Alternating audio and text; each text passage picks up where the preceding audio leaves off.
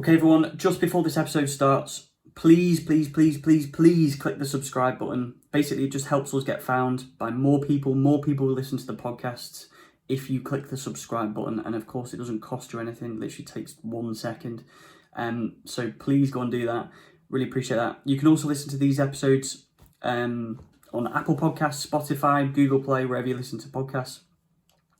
You can support and get access to early access to all the episodes that we do and all the interviews we do by supporting us on Patreon. So go to patreon.com/thelegitpodcast. The link is below in the description. And finally, if you could follow us on social media, that'd be brilliant. Instagram, it's The Legit Podcast, and Twitter, it's The Legit Podcast. So links will be below as well to that. Enjoy this episode.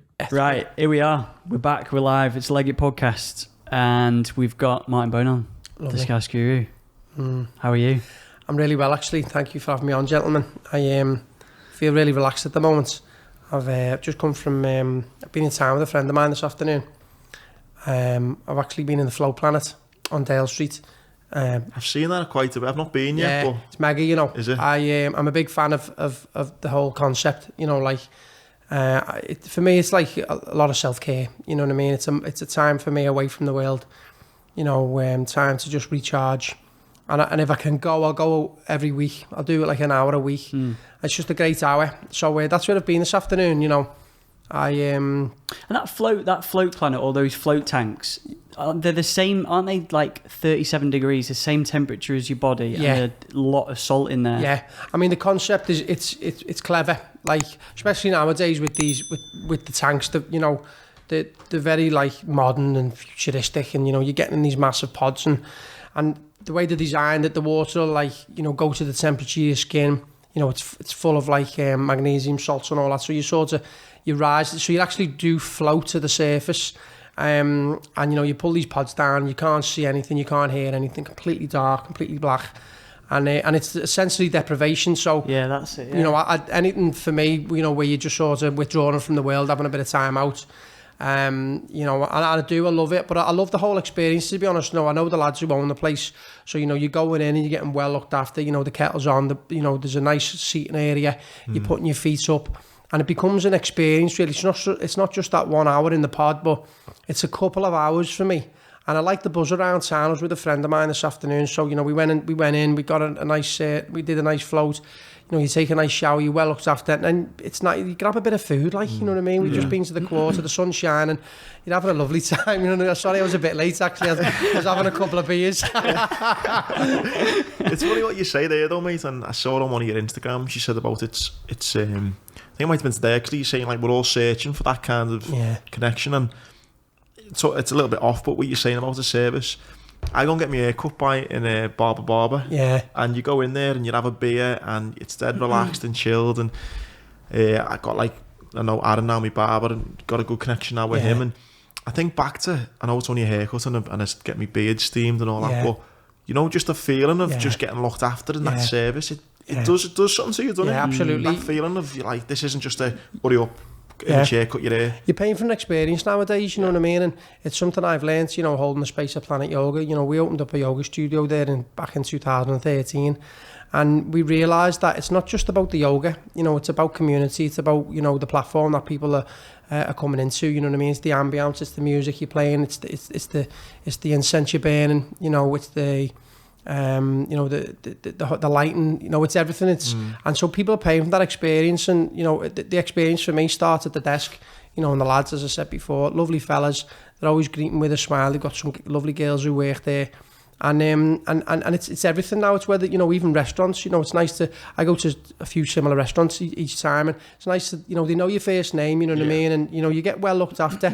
And for me, that's what I like to pay for. I've got a high value in like, you know, in the experiences of things, and totally, I love looking after myself. I feel like it's a massive thing, you know, nowadays, in a bit of self-care, you know, so anything to do with that and that experience with, it's a bit of TLC and you get nourished. Yeah, it's all day for me. Have you always been like that, like looking after yourself, or did it come in later years? Yeah, definitely always been interested in, I suppose we always look after ourselves in one way or another, you know. It was maybe always like I've always had the high value my haircut, you know what I mean? So I'll be in the barbers maybe once a week looking after my hair.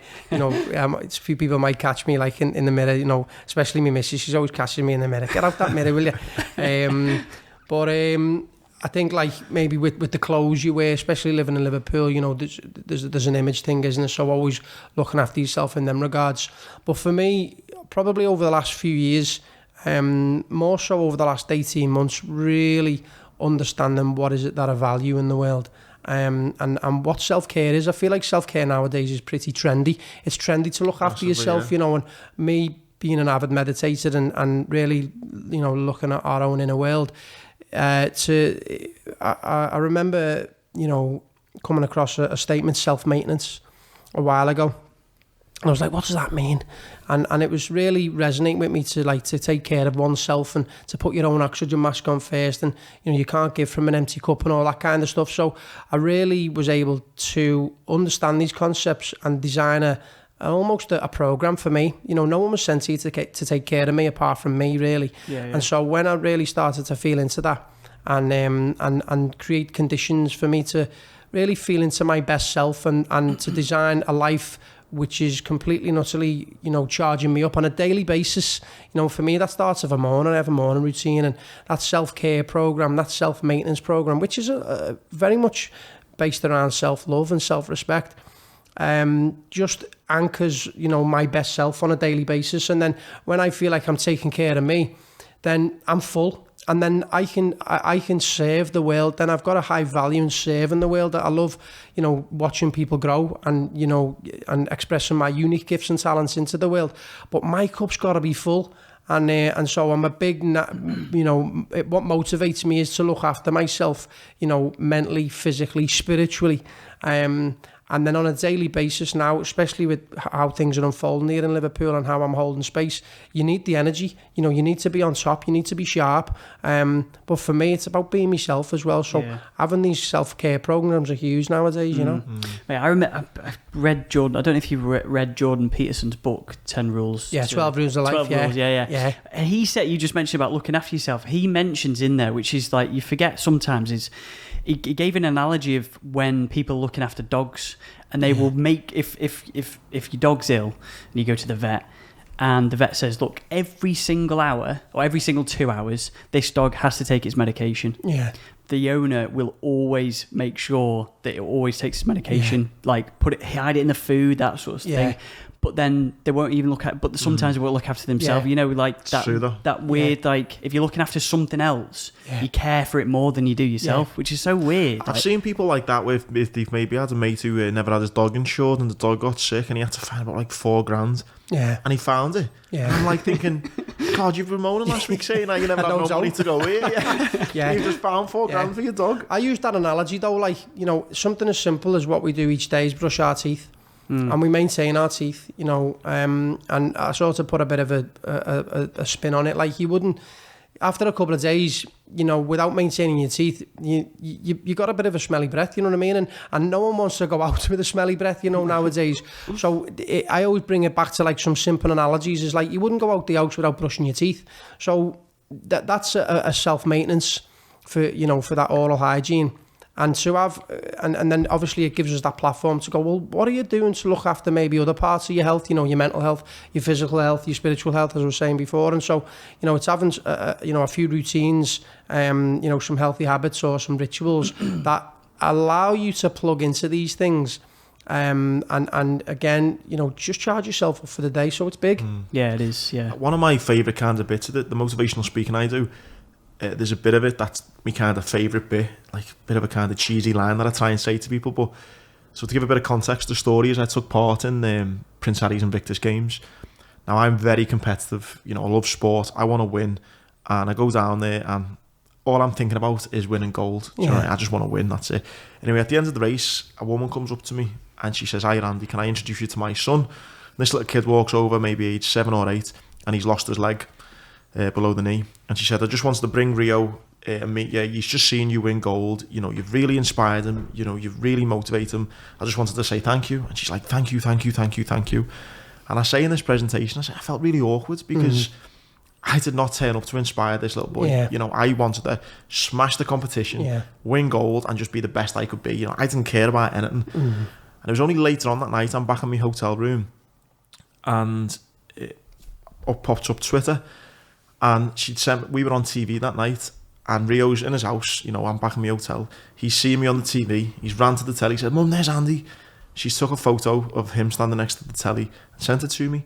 And it was only then that the penny dropped. Yeah. And I thought, you know, in life, you don't need to do anything super motivational or inspirational. By simply waking up and trying to be the best version of you can be, you will automatically inspire people. Yeah, absolutely. You know, just by you trying to be the best that you can be, it will have a far greater impact on those around you than any little, you know, cheesy little one-liners, or just be true to you and be the best you can be. And I can really resonate with that, and it's something like I weave into the things that I teach nowadays in Liverpool. You know, we've all heard that saying, just be yourself. And I think a lot of us maybe don't know how to be ourselves, or maybe who we truly are behind name and form. And, you know, for me, I have come to a place where I'm actually just being myself and following my highest ecstasy. And it's effortless. I'm in an effortless flow.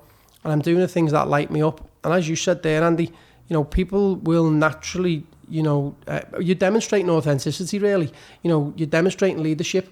You know, organic leadership, authentic leadership, and people, you will naturally inspire others, you know, by being yourself, you know what I mean? And that's a big thing for me nowadays, is I'm not even trying anymore. I'm not trying to impress anybody. I'm not trying to be liked. I'm actually just trying to be myself. And you will naturally inspire others. And that sort of penny dropped a while ago for me. And the more and more I embody that energy and that teaching, you know, because especially now in Liverpool, people really resonate with that authenticity. You know, people are on it in Liverpool, and they smell bullshit as well. You know what I mean? So, you know, if you're authentic and you're just being yourself, and there's a rawness to it, people they get it. Do you know what I mean? Because they go, I'm having this fella. Do you know what I mean? Or, you know, like yourself, just inspiring others by being who you are. I've had it with the speaking and stuff over the years, and people have went or booked me in, and that when people book me, a lot of it now is through word of mouth. And I say, "Where is it you saw me?" And they said, "I just saw you on Twitter, and I like the way, you know, you just like, you know, you're not like kind of posting these cheesy kind of, you know, little things. It's just, or if I do put a little quote, it's maybe just me and my dog. It's not like this kind of, you know, Morgan Freeman with, like, you know, a quote on and stuff. And I do love all that, by the way, but I just kind of post me, and the amount of gigs I've got by people want to know your story. You know what I mean? Like, I believe we've all got a story to tell. You know what I mean? And we've all got unique gifts and talents that we share with the world. And there's something beautiful in telling our story. And it's simple things like you know, being at home. You know, people want to get under the skin. They want to see what's happening in your real life. You know what I mean? Obviously, we know we've got the smoke and mirrors, and, you know, we've got the nice images, and sometimes, you know, the cheesy one-liners. But at the end of the day, you know, people really just want to go, you know, who is this guy? What's he eating for breakfast? What's he doing for morning? Who's he hanging around with? You know what I mean? And show us the real you. And when you allow yourself a platform to do that, there's so much power in it. You know what I mean? And people are starving for this kind of stuff. You know what I mean? I think nowadays, you know, especially in the West, you know, with this sort of celebrity culture, it's so false. Do you know what I mean? And, you know, and all these idols, and it's like, do you know what? You just got to be yourself nowadays, and you got to keep it real. And there's a level which I really feel into, like, being grounded and being centered, and people love it. People will follow you.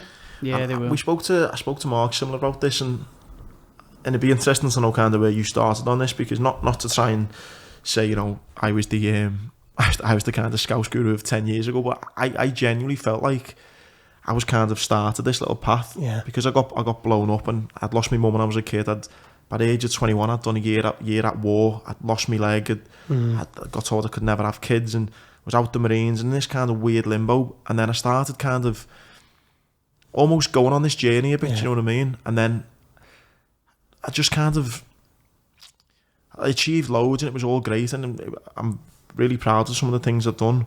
But then I didn't feel like there was anyone, there wasn't a Martin Bowen back then. Do you know what I mean? And I think I am a leader in some ways, but I do always, it's that community. Absolutely. It's what I'm trying to get to. And I said the exact same thing to Scano. I said, you know, I would have loved to have maybe like met you and him, and, you know, that kind of little community then, because at the time when I was going through all this, you know, getting blown up and leaving the Marines and stuff, I had so much energy to think, you know, And I think I kind of moaned about my dad on a couple of podcasts ago, and I'd kind of say, right, I'm feeling so positive, you know, if I can, you know, if I can dream it, I can achieve it, I'm going to do this and do that. And in my circle at that time, it was like, well, just fucking have a normal life and just be happy.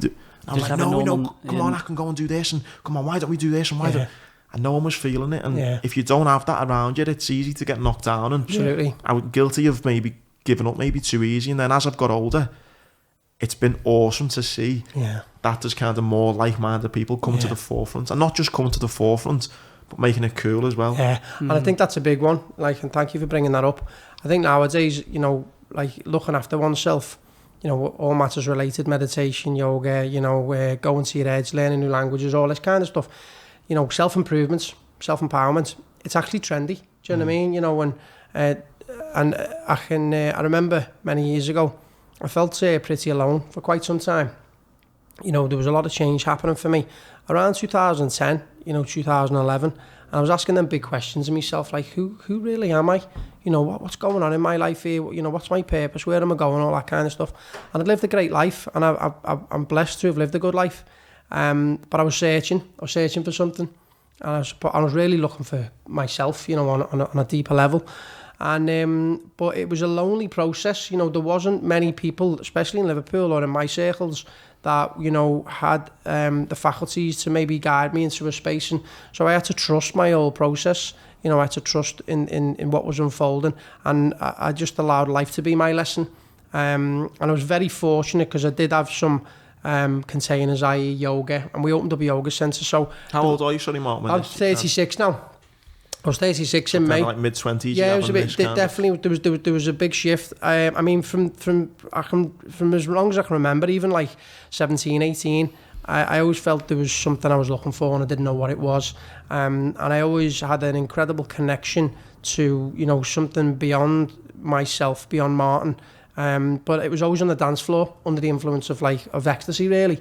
And there was that real connection to dance music, and it was tribal, and, you know, I was with, you know, I was just in a container of ecstasy, really. But I couldn't keep that up, do you know what I mean? You know, that had a sell-by date. And for many years, I really was looking almost for the meaning of life. You know, we asked that question, what is God, or who is God? And, you know, do you believe in God, and all that kind of stuff? So them big questions were there for me for quite some time. And so I was definitely soul-searching. I was seeking, and it was around 25, 26 that I couldn't deny almost an experience I was having. Something was just telling me to move and step away. I was the tennis coach for a long time, and I worked in a David Lloyd centre. I was there for 10 years, and I did that many tennis balls. I was done. My body was done. I was tired. I was burning the candle at both ends. I was partying a lot. You know, especially in your 20s. For me, living in Liverpool, life was fast. Life was incredibly fast, and that had the sell-by date. And I just couldn't deny this pull. I was having to just go and sit still, go and have some time out, go and find who you are, you know, go and find the meaning of life, all that kind of stuff. And I was very fortunate. So I just took a brave step. I stepped away from a job which was incredible and well-respected tennis coach. But I went to Thailand, and I took 4 months out, and I went on my own. It's ballsy, that, mate. And it was the first time I'd ever really tasted stillness. You know, it was the first time I'd ever read any books on all matters related to being human. I've always been fascinated by the human experience, to be honest. You know, how do people think the way they think, and why do they think that? I was fortunate because that come from a tennis background. You know, like being on the court against somebody else. You know, you were in a fight. And you know, it was all about like making skilled choices, but in a sporting arena, you know, working your opponents out, working yourself out, what made you tick, what triggered you, you know, all this kind of stuff. So I actually started to apply them lessons that I learned on the tennis court, off the tennis court, really, and that sort of that inner psychology, that mindset of you know, making skilled choices, but in the sporting arena of life, and bringing that, you know, them faculties into daily life situations. And it just took me on a wonderful journey, you know, being in Thailand, having some time alone, contemplating life, you know, and I'd actually gone from doing a lot of things to just being and almost doing nothing. And there was a lot of magic in that for me, and there was a lot of realizations and revelations in that time. I ended up doing a lot of meditation at the time. I didn't really know what it was, but I was just feeling into some stillness. I wanted to sit still. and then a lot of answers and a lot of revelations just started coming in thick and fast. And yeah, it was a wonderful journey. So I completely resonate with what you're saying.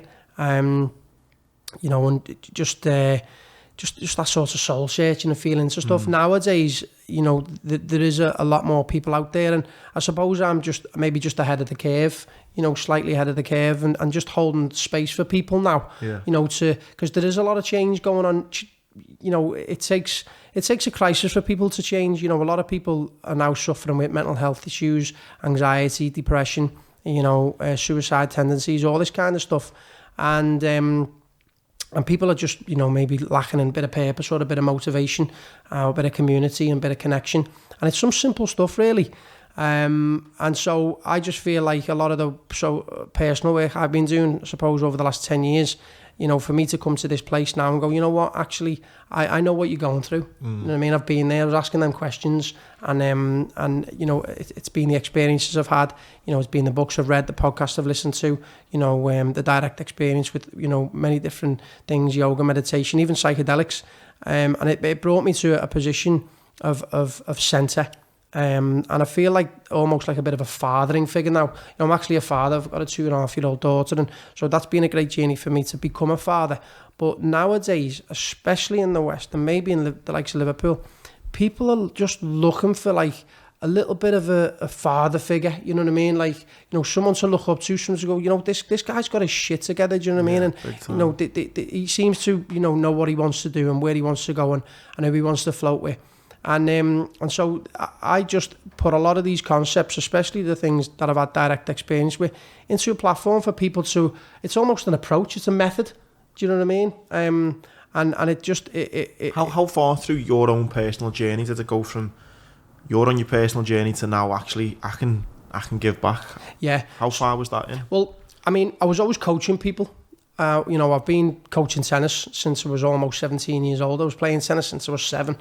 So, I've... It's like Tom mentioned that I always bring this up. Yeah, I used to play it. David Lloyd knows that. Yeah, really, yeah. Yeah, where did you... I was in Speak, mate. Were you in Speak? Yeah, I was in Speak. Lovely club. Tom stupidly let on once that he went to private school and played tennis and just got ripped on the podcast. Yeah, I used to play all the time. Yeah. You don't know... so I used to be taught Eduardo de Souza. Eduardo... I do remember the name, actually. Yeah. I think he came and went. He wasn't there long, but I do remember the name. But I have to give thanks to that game, you know what I mean? Because it gave me a great life. I met some incredible people along the journey. Did you? I went to Texas when I was 18, actually, when I was really sort of thick into the game. I've been playing for that long, and I was very fortunate to go on a 3-month internship and spend some time on a tennis ranch, John Newcombe Tennis Ranch in New Braunfels, just outside San Antonio. Oh. And that for me was like an initiation into manhood. I was in the adult world. We were working like 7 days a week. Through the week you'd be playing and coaching, high profile juniors. These were like ranked in the world, in the country. And then over a weekend it was a lot more of a relaxed vibe, and you'd be teaching adults. And it was just a great journey for me of like self-discipline, really. We had to get up super early. There was jobs that had to be done. We were almost like the skivvies as well, you know what I mean? So, but it was an incredible journey. And the lessons I learned, the people I met. I mean, I met some amazing people from all over the world. They have a week actually called Legends Week. I was rubbing shoulders with John Newcombe. Like these are ex-Wimbledon stars, do you know what I mean? Many years ago, Fred Stolle, Roy Emerson, like the list goes on. And I was very blessed. And so I was always coaching people. I was always involved in people. And that's what I've really come to understand nowadays. It's about people. It's about connection.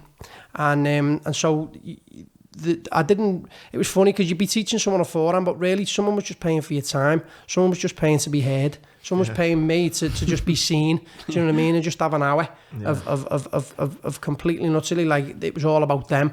And so it was for a very long time, to be fair.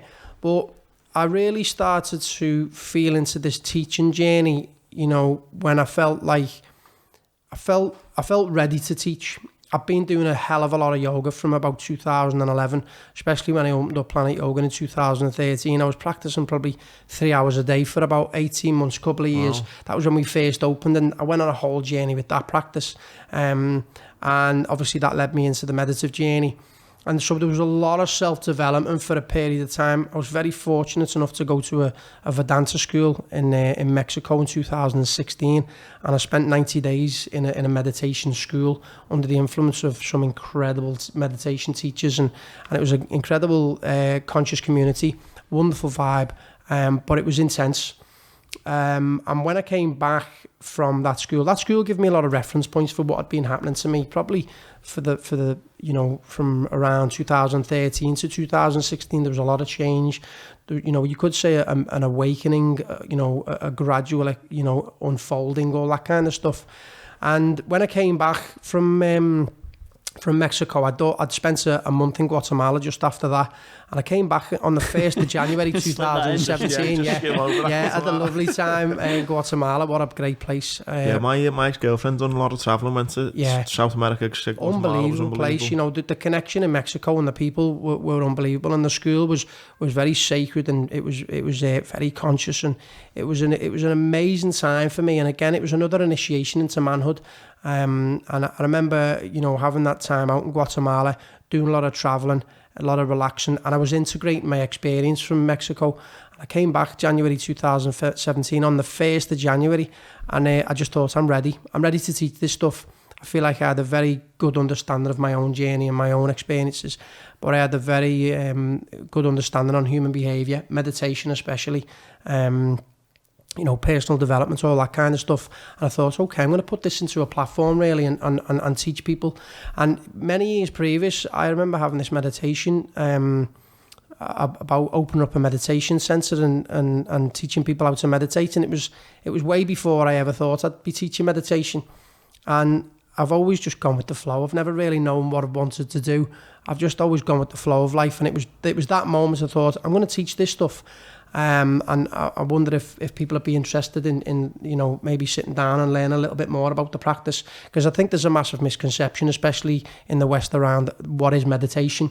There's a misconception that it's about clearing the mind, and it's not very much that. It's the mind clears as a byproduct of the practice, but it's a I put it in straight away. That's dispelled a myth for me. I've always thought of it as that. So. And once we use some simple mindful techniques, you create conditions to reveal inner stillness really, but it's about tuning in. Meditation's actually about tuning in, not about tuning out. People think, I need to zone out or I need to tune out. It's tuning in. You're tuning into what's truly going on, and you use maybe the nature of your own body and your own breath to actually capture attention and to train attention. So all this kind of stuff, I had a very wide, good understanding on the practice, and I thought, I'm going to teach people in Liverpool the benefits to this, because I was having a lot of direct experience with the practice, and I couldn't deny the transmission it was putting me in. And so I came back, thought, I'll teach a few people, and lo and behold, it's been 3 years now, and it's I've probably taught over 1,500 people personally how to meditate. Wow. And the list goes on, and there's a massive fellowship, there's a massive community of people, and it really just tells me people were ready for this stuff. You know what I mean? People, we've all heard of meditation. It's embedded in our language. It's an ancient old practice, but there's just a massive misconception of what it is. And I felt like, I'm going to put this in terms that make it fun. As you said before, I put it in Scouse terms. I put it in terms that people go, I'm having this. Yeah. And I almost take the word meditation out to say it's mental fitness. You know what I mean? Yeah, meditation has got there's certainly a stigma around Absolutely. it. Anyway, it's brain training. Do you know what I mean? Let's train your brain. Let's get mentally fit. And I feel as if certainly, we've never really been taught how to navigate the mind. The mind is a great asset. It's our greatest asset, but it's the origin of all conflict on the planet. And so when we truly learn how to train our mind and understand the faculties of the way we think and the way we behave, then we can transform our life. We can transform the way we behave, and that then is a platform for greatness, for authentic leadership, for naturalness, all that kind of stuff, which I'm not just a big believer in, but I know it works. Yeah, I've never sort of meditated at all, so and I know there's a lot of, certainly in the last 4 or 5 years, there's a lot more like apps that have come about where people can do it on their own. And I've read a book called The 10-Minute Morning, I think it was called as well, that does something that tells you literally in the morning to meditate. But you've never like, you know, you always have this sort of image of you know, the classic like crossing your legs and like just you know, but like I actually don't know what it does for me. Well, because I've never done it. Of course. But like, is it a case of not finding yourself, but is it a case of like, I'm trying to think of the best way to word this, like what ultimately does it do, or is it in an individual case by case basis? No, or I mean the list of benefits go on and on and on and on and on. You know, the hallmarks of the practice are incredible. Probably two very, you know, main things we can speak about here that it does is, one, it builds character, you know what I mean? And two, it creates conditions for a revelation, to realise maybe who you are behind, you know, the personality behind the character. And what I love about the practice so much is that it's very much just about, you know, training awareness. As soon as we wake up of a morning, our awareness, the awareness that you're placing upon me right now, actually goes off into the faculty of what we call the mind. And, you know, we start to think about the future. A lot of the time we're thinking about the day ahead, you know what I mean? And that's okay. You know, that's actually useful. Do you know what I mean? To think about what you've got on the day, you know, but a lot of the time people's awareness is elsewhere. It's not actually in the deeply textured here and now moments, you know, the present moment experience. It's elsewhere. 100%. So we become the servant to the mind rather than the master of it. Now, the beauty of the practice of meditation is that you actually take responsibility for your own attention. So when your attention's lost in a thought process, a lot of people nowadays are thinking, not knowing the thinking, and they're psychologically overthinking. And a lot of the themes of people's thoughts tend to be from a place of, they project to the future. They tend to go to the worst case scenario because, you know, they need to know everything's going to be okay. And they cover all bases. But what that does is, you know, this psychological overthinking can put us in a place of stress, because that's where worry comes from. Mate, I'm so guilty of overthinking. Yeah, that's it. You know, we're thinking, not knowing we're thinking. So the beauty of the practices is when you actually capture the awareness in a thought, that's a moment of mindfulness. That's a victory, you know. And so when that happens, you bring it back to an objective, and now well, you know, the objective tends to be in the present moment experience. So whether that's the body or the breath, you're literally saying to awareness, come here, stay here. What's happening at the nature of, you know, the objective. And it's like training an animal to be obedient. And the more and more you do that, it's a flex, it's an inner flex, and that is mental fitness. So you're developing concentration, you're developing persistence, you're developing consistency. And the more and more you bring it back, and you start to tune into the present moments and what's actually going on. And that's where life is. You know, tomorrow never arrives. You're only ever just in the present moment. So you're tuning into what's happening a lot more. And for me, it's the greatest gift you can't just give yourself, but it's the greatest gift you'll give humanity. You know what I mean? Is, you know, there's nothing better than when you've really tuned into somebody and you're actually listening to what they've got to say, and vice versa. Yeah. We're all starving for authentic connection. And when you feel like you're being listened to, and when you feel like, you know, you're being able to hold the space for someone, you know, for them to talk to you, there's so much magic in that. You know, we're designed to cooperate, we're designed to co-create. And so for me, the power's in the practice of meditation. And when we have some simple techniques on a daily basis where we're just training attention, we're saying, come here, you, where have you gone there? The beauty of that is that you actually get to notice the themes of your thoughts. And so you start to examine the way you think. And this is where a lot of the juice is, because you get to really then say, okay, well, what's this thought? What's the nature of this thought? It's actually an assumption. 70% of our life is actually spent assuming, and we're just guessing. We're just guessing. We're in the future. We're projecting to something. We're fantasizing. We're projecting. We're assuming, and a lot of the time it comes from a place of fear, underlying unconscious fear. We're projecting into the future, and that's what causes us psychologically overthinking, not knowing we're thinking, to put us in a place of worry. Scientifically, that puts us in a high beta brainwave. It's all about brainwaves. And when you go into a high beta brainwave, you're telling the body it's in emergency. So you go into the sympathetic side of the nervous system. The body goes, okay, let's release a shitload of cortisol, which is a stress hormone. And it literally lingers in the body all day, every day. So you go, you're literally in what is known as chronic stress. The body follows the mind. So we project, we worry about the future because we need to know everything's going to be certain. And then we're literally then putting the body in a state of emergency. No wonder we don't feel well. Yeah. Do you know what I mean? And what I love about the practice so much is that when you just capture attention, it's like a domino effect. You just bring it back and you observe what's going on, for example, at the level of your own breath. And you're training that attention. Then what happens is, at the level of the brain, it goes, okay, well, we're not overthinking here, we're not worrying, we're not projecting. We go to a low beta brainwave, and all of a sudden you start like taking an alpha brainwave. The body goes, fucking thank fuck for that. Let's give them some serotonin, melatonin, and oxytocin. These are the chemicals, that the feel good hormones. And so that chemistry floods the body, floods the bloodstream, and you've gone from non-well-being to well-being. It's that simple, but it's no easy task. So that's why I love the practice, because if you practice every day for a minimum of 10 minutes, you're learning how to train awareness and bringing it back to the present moment's experience. And that moment's at 2:15 on a Wednesday afternoon when you've been overthinking something and you go, you've caught yourself and you bring it back. Well, that's a victory. Yeah. And then you're bringing it back to what's truly happening. Life's in the present moments. And it's so again, it's probably where we are, where we're all lost. But it happened today. I went for lunch today on Smithdown, went to Leaf, caught up with my friend, and he was having something that went on WhatsApp or something, and I was sitting there with my little girl, and I'm talking to him, and he was going, and he just straight away did that and just looked at his phone. Yeah. And I was just like, he hasn't got a fucking clue what I've just said. Yeah. Me and Tom talk about this all the time. This podcast, we do it, we put one out every Monday. It's a couple of hours long.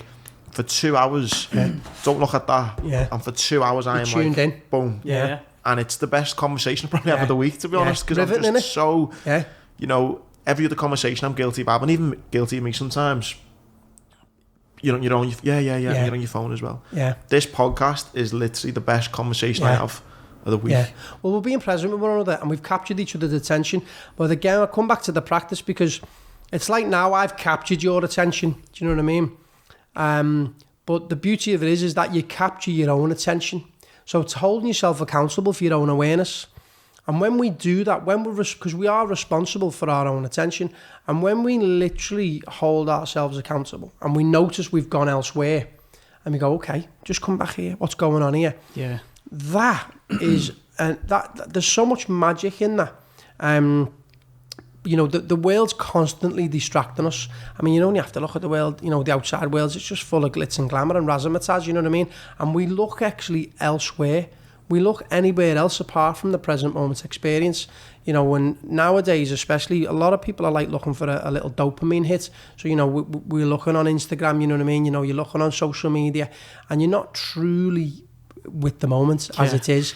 And when we really start to bring it in and tune in, and that's what meditation is, it's about tuning in, and you start stretching this bandwidth of awareness. It's like a muscle. It's this inner muscle. It starts to become stronger, and the more you do that, the easier it gets. And that present moment, you start to just rest in it as it is. You know what I mean? And when you're in that present moment, then you're in mastery. You're in great possibility, because you're not actually running a program. Because when we tune out, because we've got no mental fitness, we habituate. And what that means is that we literally, our subconscious mind takes care of the show. It's like when you go from A to B, you know what I mean? And you go, I didn't know how I got there. Yeah. Or, you're meant to be driving the supermarket, you drive home or something, And how many times have we done that? It's because we've got these deep-rooted, memorised patterns that take care of the show. So because of a lack of mental fitness, awareness tunes out. We habituate, and we're just running a program. We're literally sleepwalking. And we do that 90 to 95% of our day. Do you know what I mean? And by doing that, you're the victim of your conditioning. You're the victim of your history. From the moment you left your mother's womb, there's some sort of conditioning which just plays out. And so when you are present, you're in great possibility. You're in pure potentiality. Anything is possible. And it's only our self-limiting beliefs and our memorized patterns of habits which wouldn't have it so. And so the beauty of the practice is that you embody the present moment. You're fully present. you're in great possibility. And then you start to notice maybe the choices you're making and the motivations behind your choices and the intentions behind it. For me, that's when you're in a deeply textured here and now moment, and there's power in that. Yeah, mate. You just reminded me of a point that was of being present and that awareness. And I was at a party one time, and there was a guy there, and we've all seen these people who, the guy, you know, you get introduced to, I think there was like 10, 12 people, and he went, Tom, nice to meet you, Steve, nice to meet you. And at the end, he could remember everyone's name. I love that. And he I just went up to chat really to him. I'm really impressed with that. Yeah, I went up to chat to him. He said, oh, Tom, really nice to meet you. And I was like, you when someone remember, and you instantly go, fuck me. Yeah. Like, it's impressive, isn't it? Yeah, really when someone remembers your name. Yeah, just as simple as like remembering someone's name, you know, like it's goes a long way, that as well. Yeah. You know what I mean? You Really know, you long just way. remember somebody. I mean, we're all great with faces, but to like tune in and go, I remember you, I remember your name. It's powerful. Yeah. We unfortunately, you know, we haven't been taught this stuff in school. You know, your school teacher might have said, concentrate, but there was never lessons on how to concentrate.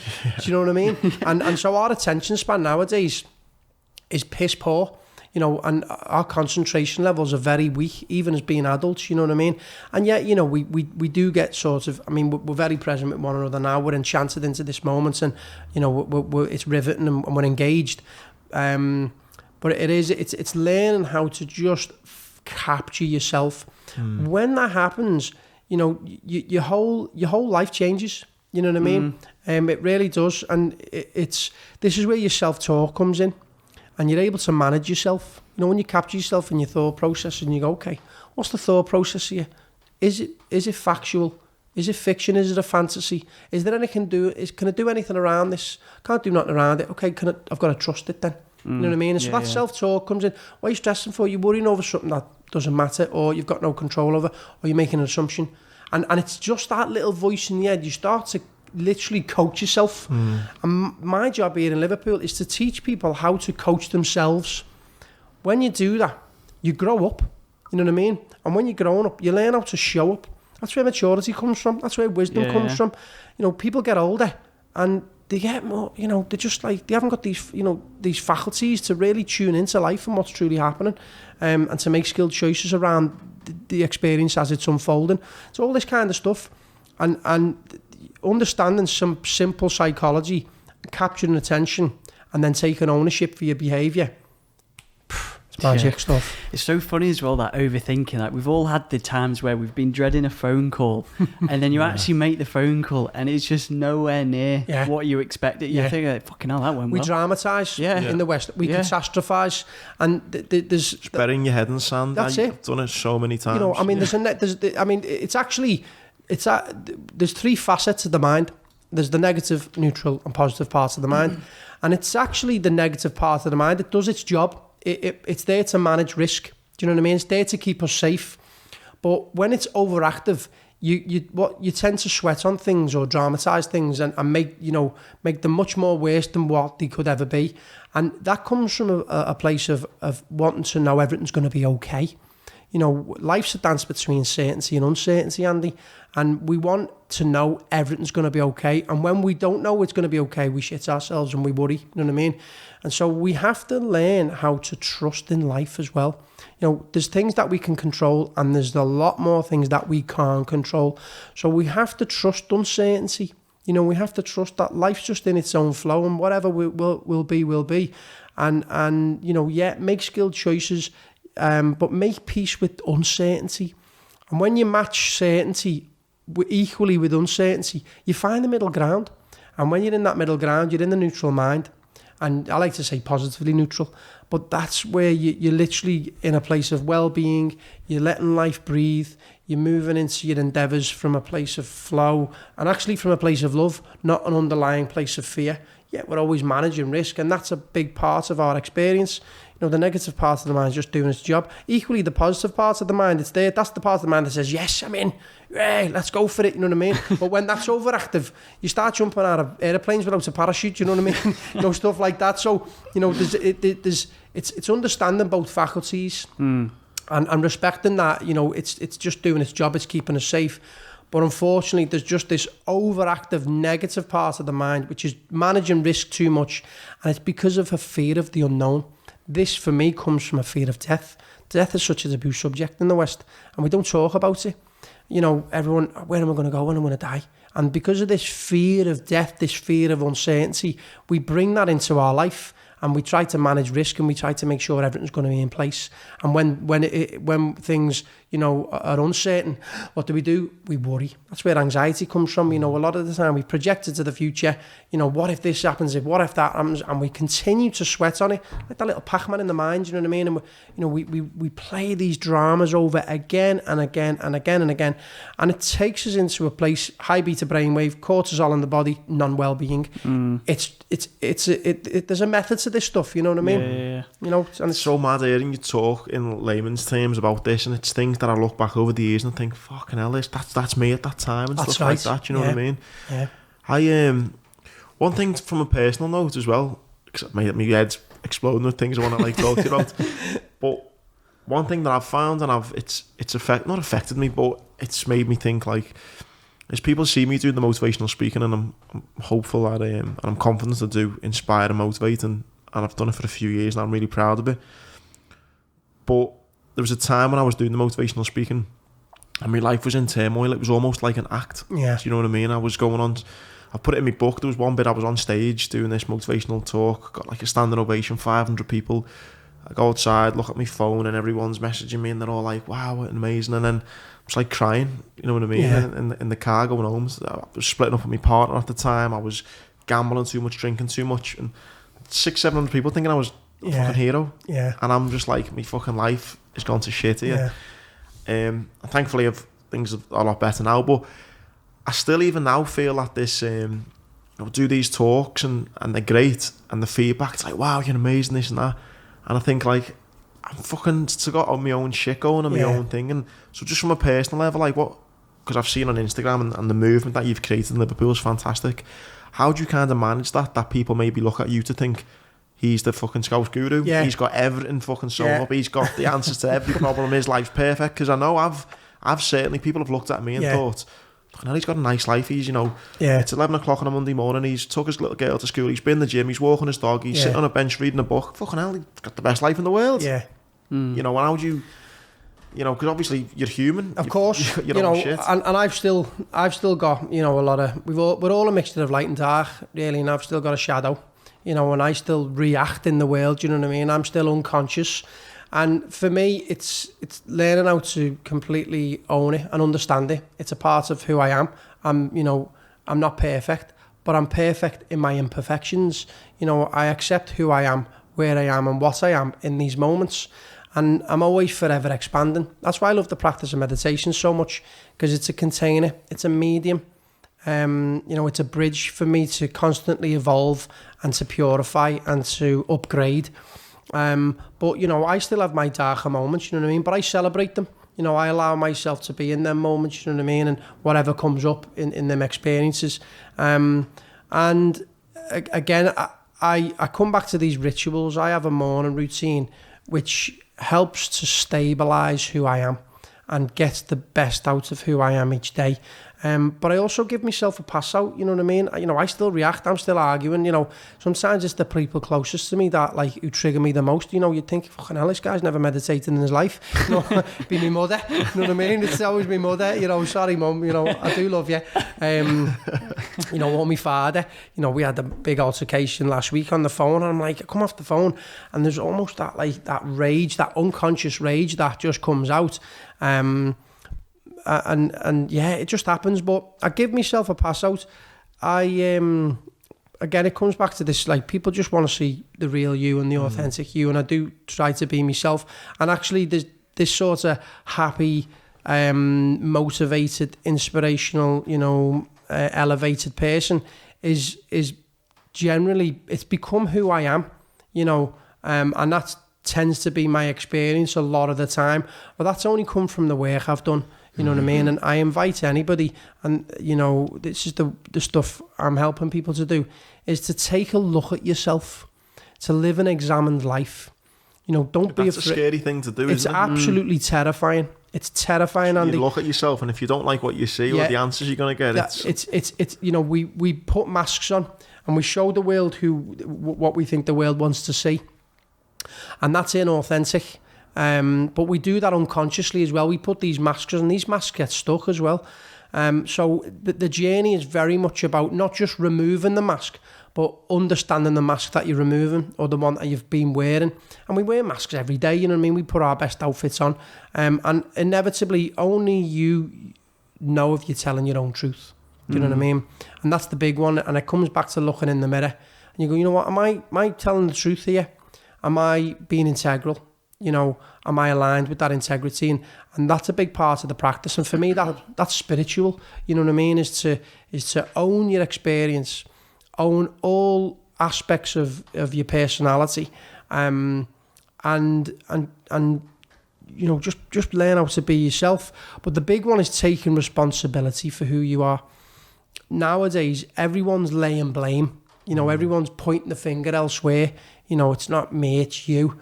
You know, and they'll neatly project their own stuff onto others. And as you said before, it's very difficult to take a look in the mirror. Some of it is incredibly difficult. It's ugly. You know what I mean? It's ugly. It's fucking ugly. You know what I mean? You go, wow, I don't want to look at that. But that's where the growth is, you see. You know what I mean? That's where the growth is when you say, you know what? That's my stuff. I'm going to own it. I'm going to put my hand up here and I'm going to take 100% responsibility. That's my stuff. And I was projecting that onto you. But you know what? I'm going to own this today. When you do that, you start to integrate these fragmented parts of the psyche. Do you know what I mean? You start to integrate. It's known as shadow integration. Because our shadow is like the unwanted parts of our personality that we unconsciously project onto the world all day, every day. And so this is why I love, again, the practice of meditation, because you're training awareness. And when when we stretch awareness, when we become a lot more aware, then we actually capture ourselves when we're reacting out subconscious memorized patterns, and you capture yourself in the act. So you literally go from being fast asleep, sleepwalking, and it's known as an awakening. You wake up in that moment. The courage is when you own it and go, okay, I'm going to own my behavior, which was unconscious, which was programmed into me by the world. I'm not going to point my finger and blame anybody else, because blaming people, you're just playing the victim.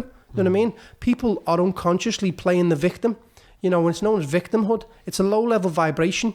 And that moment, you capture yourself and you go, you know what? I'm playing the victim here. Playing the victim. Get your shit together. Take a look in the mirror. Own your stuff. And just that ownership of it, taking responsibility, you start to integrate it. You start to heal and you start to upgrade. And in them moments, that's where you're growing up. That's where you are literally building character. You're growing up and you become a better version of yourself. And there's no cap to that, Andy. Do you know what I mean? There's no roof to that. It just keeps going and going and going. I'm better today than what I was yesterday. I'll be better tomorrow than what I was today. But it's only when I keep up these rituals, these daily habits, you know, these morning routines, which are now they're not goal-based, they're identity-based. It's become who I am. You know, this self-maintenance program is just what I do. You know, I don't really have to try and get up out of bed every morning. It just, you know, it happens. I'm up. I'm doing this morning routine. It's who I am. It's like brushing my teeth. And this gives me a greater centre. It grounds me into my experience. I'm a lot more present. But that gives me the opportunity again to own my stuff. That is the gold. And that's what I teach people in Liverpool. Do you know what I mean? I put it in a methodology, in a systematic approach. You know, I take people on a journey over 10 hours. You know, I've got many courses here in Liverpool, but this course, the level 1 course, called it a course for life. And yeah, I'm giving people a wide perspective on meditation. What is meditation? Why would you want to meditate? How to actually do it? But I'm weaving human behaviour in there. I'm weaving morning routines and diet, you know, and it's not just like what you're eating, but I call it the spiritual diet. You know, who you're hanging around with, what books you're reading, who's inspiring you, you know, are you taking ownership over your stuff, all this kind of stuff. And so it's very much a platform for authentic living and human behaviour, which goes a long way. And I'm getting an amazing buzz out of watching people grow just through having a simple practice of meditation. Because again, you come back to that first domino, you capture attention, you capture yourself.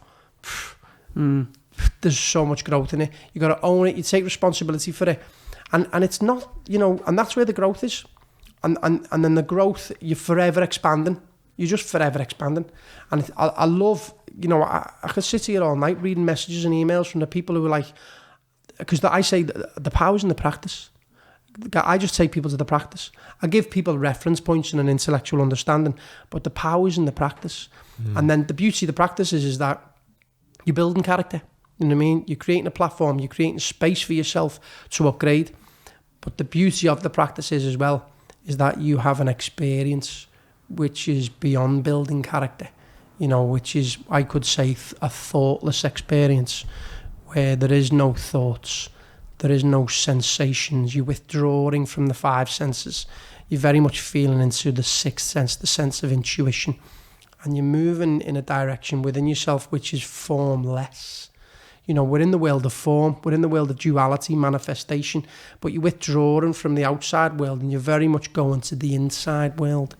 And this inner world, at the very source of it, is empty. There's an experience there which has always been there, which never leaves you. And it's just stillness. Because what happens is there's no thoughts, there's no sensations, but you're still aware. And it's still. And that we could call peace of mind. But why do we have to wait to die to rest in peace? You learn how to rest in that peace. You're already peaceful. People are looking for that peace of mind. People are looking for, you know, contentment, joy, happiness. You're already all of these things. And that's what the practice does. It reveals the things that we're looking for. We're using the outside world for a sense of self. You know what I mean? But when we actually go within ourselves and realise it's already all there waiting for us, and we just use some simple mindful techniques, some simple objectives, mental fitness, to reveal these inequalities.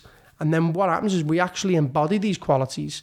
You know, they're like these tools in the toolbox, and we're just sharpening them each day. You know, discipline, determination, patience, acceptance, inner stillness, contentment, you know, tenderness, and even love. And you're bringing these faculties then out into the world, and you're just being them things. You know what I mean? And so, two amazing things happen in the practice. You capture attention, you build character, but you reveal who you are. And who you are is a space of stillness, which is an experience which you can't deny. It's undescribable, yet undeniable, because when there's no thoughts, you're still aware. And you're like, well, what's that? If there's no thoughts and there's no emotional past here, and there's no identity, there's no manifestation from the outside world, but there's an awareness, there's something watching, which has always been there. We call it consciousness. In the great text, they call it the witness consciousness. And it's who we are at the source of our experience. We are just awareness, basically disguised as a person. But that space, that inner world, that's the place which is formless. On the outside, we're in the world of form. On the inside, it's the world of formless. On the outside, it's manifestation. On the inside, it's unmanifested. You know, and on the outside, it's the world of duality. On the inside, it's the world of non-duality.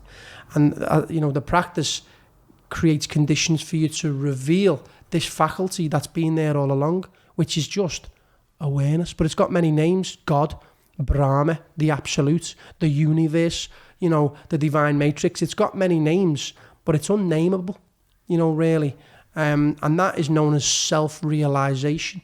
You're realizing the self, not myself, not Martin, the character. You're realizing the self that's deeper than the character, that's always been there. Like this essence of awareness was there 5 minutes ago. It was there the day you were born. It'll be there next week. This sense of I am aware, I exist. This sense of consciousness. I've got so many questions for what mate, I actually wanted to add, just while I've got it in my mind, is what does your daily routine look like then? Okay. From and we'll start from before you, like, so you're asleep now. Yeah, I'm asleep. Yeah. I'm in the dream or dreamless rest. We're getting into some juicy stuff here. Love it. Because awareness is actually still there, but it's in the dream or dreamless state, you know. And so when I wake up, my awareness is in the waking state. And so I tend to wake up around 5:30, 5:45. Sometimes I do wake up a little bit earlier, but it's generally no alarm. You know, I sort of, I mean, I do set the alarm, but I'm in that space now where the body just, you know, gets up. It knows. And how much sleep are you having? I tend to get to bed around 10, about 10 o'clock. You know, so you're getting a good 7 hours. I'm getting a good sleep, and I sleep well. You know, we're in a really good sweet spot with the baby. You know what I mean? The baby's sleeping really well now. You know, that first year is not easy. You know what I mean? I'm always fascinated when people talk about sleep, and you think, like, especially when you look at successful people, and they're like, I'm sleeping 3-4 hours a night. I'm like, yeah, I need a good. I need a good sleep. You know, and I've been in the world all day, Andy. You know what I mean? And I've been active all day. And so I tend to, I work 3 nights a week, Monday, Tuesday, Wednesday night when I'm teaching. So you know, I'll finish work at 9:30, but I'll get home, I'll turn the phone off. I might have a small snack, and if I can be in bed, I'm in bed. So I tend to get to bed around 10:30, but I've already set my intention to wake up in the morning, because I know how important that morning routine is. So I tend to get up around 5:30. One of the very first things I do, I always go into the garden and I put my feet on the grass, only for a couple of minutes. Doesn't matter what temperature it is outside, doesn't matter whether it's raining or whether it's sunshine. Really? I'm just outside, I'm just feeling nature, I'm waking up. I might do a little bit of shaking as well, you know what I mean, just getting in the body. I just have a few moments on the grass, that feels good. And then I come back inside, I put the kettle on, and I'll do like a hot water with lemon, or I'll have a little herbal tea. So I'm hydrating, you know what I mean? And then first thing I'm doing, then I'm getting on the meditation cushion, and I'm getting into some breath work. I'm a big believer in, you know, preparing for the practice, but also getting into some breath work. And you know, I've done a lot of yoga over the years, and you know, I've done almost nearly 1,000 hours of teacher training. So I've done a lot of yoga, a lot of breath work. So I tend to do like 10 or 15 minutes of breath work. So whether that's Wim Hof or some, you know, breath of fire, you know, it's called Kapalabhati, and you know, different breathing techniques just to fire the body up, charge the nervous system, prepare me for the practice, you know, fire up the right and left hemispheres of the brain, all that kind of stuff. That'll only last 5 or 10 minutes, and then I'll sit and meditate actively. So that means I'm just capturing the attention and placing it upon a point of focus, you know, getting that mental fitness in there and creating them conditions then for naturalness. You know, this place I'm talking about, which is thoughtless, you know, is a byproduct of the techniques. And then I'm sitting in what is known as a level of being. We're called human beings. And that level of being is non-doing. So you're not doing anything. You're just being. And you're resting in presence. And you're just witnessing what's truly happening in the present moment's experience. So we're just tuning in and plugging in. And that... The phone's off at this point. You haven't turned your phone off. Yeah, sometimes I will. I might have a little bumble on Instagram, you know what I mean, checking a few emails. But most of the time, I haven't turned the phone on yet, you know what I mean? So now I'm meditating, getting 10 or 15 minutes in there, and then I'm out the door then. I'm into, I want some physical exercise. So I've got like a little bit of earthing, I've got a little bit of hydration, I've got some... breath work session. I've done my mental fitness with my meditation. Now I'm physical exercising. So whether that's a run round the park with my mate, you know, a little shout out to me mate Billy there. I love you, mate. Or we're in Harry McGuffey's gym. You know what I mean? She does some great circuit training sessions. Yeah. 45-minute session, HIIT session. You know, high intensity. Or I go to David Lloyd. You know, I'm fortunate enough that I live around the corner, so I can be in David Lloyd by 6:30. So I'm having a workout, half an hour, 78%, not too heavy, because I like going every day. I don't want to kill myself, so I'm not walking the next day. Do you know what I mean? So I'll get a good workout in there. Sorry, you haven't had breakfast since... I haven't had breakfast yet. What time are we on now? Like 8? So yeah, so I've had a workout, and then I'll make a note there, Tom. Yeah, get that pen out, lads. It's like this ultimate morning out. And then if I'm in David Lloyd, I'll have a little sauna for like 10 or 15 minutes. If I'm not, I'll come home but I'll have a cold shower then. I'll have a freezing cold shower. I've been texting Mark, ever since been on the pod. I think I've spoke to him every day. I've been cracking the cold showers. Yeah, it's mega. I'm a big believer in cold water therapy. Do you know what I mean? And that for me, it builds resilience. you know, but it also takes me, it's uncomfortable even now, like I love it, but that sort of first moment where, you know, I'd be a bit warm and I'm like, I'll just have a warm shower today, and you go, get a grip of yourself, and then bang, cold water, you're in it, you know, I'm getting it underneath the armpits, I'm firing up the body, and then... It does work on that, sorry to interrupt, mate. I started doing it, and I'm in like a little family group chat, and I just sent a video. I was sitting on getting tired, I sent a video, and I was like, woo! Yeah. I was like... You're flying. Yeah. You're flying. I swear, like, I took some, I was just like... You're flying. I'm ready to fucking smash literally, the day's head in. Are you like, starting straight on cold? Or you're starting a little bit and then... A little bit of warm, bit lukewarm, you know what I mean? Just, you know, do me bits, get me, you know, get that soap where it needs to go, do you know what I mean? and then wallop. And then I'm banging in the cold. But I'll stay in the cold then for a good few minutes, like 3 or 4 minutes, until the body heats up. The body heats itself up then, do you know what I mean? And there's a lot of magic happens in that process. And then from there, I'm ready for the day. You know, I'm completely plugged in to myself. And for me, that's that maintenance program that I need, that I want every day. That's so natural to me now, and it's become who I am. And from it there... doesn't sound like a lot of work as well, does it? Andy, all that stuff costs nothing. It literally costs nothing. You know, like hydration, breath work, meditation, cold water, they cost nothing.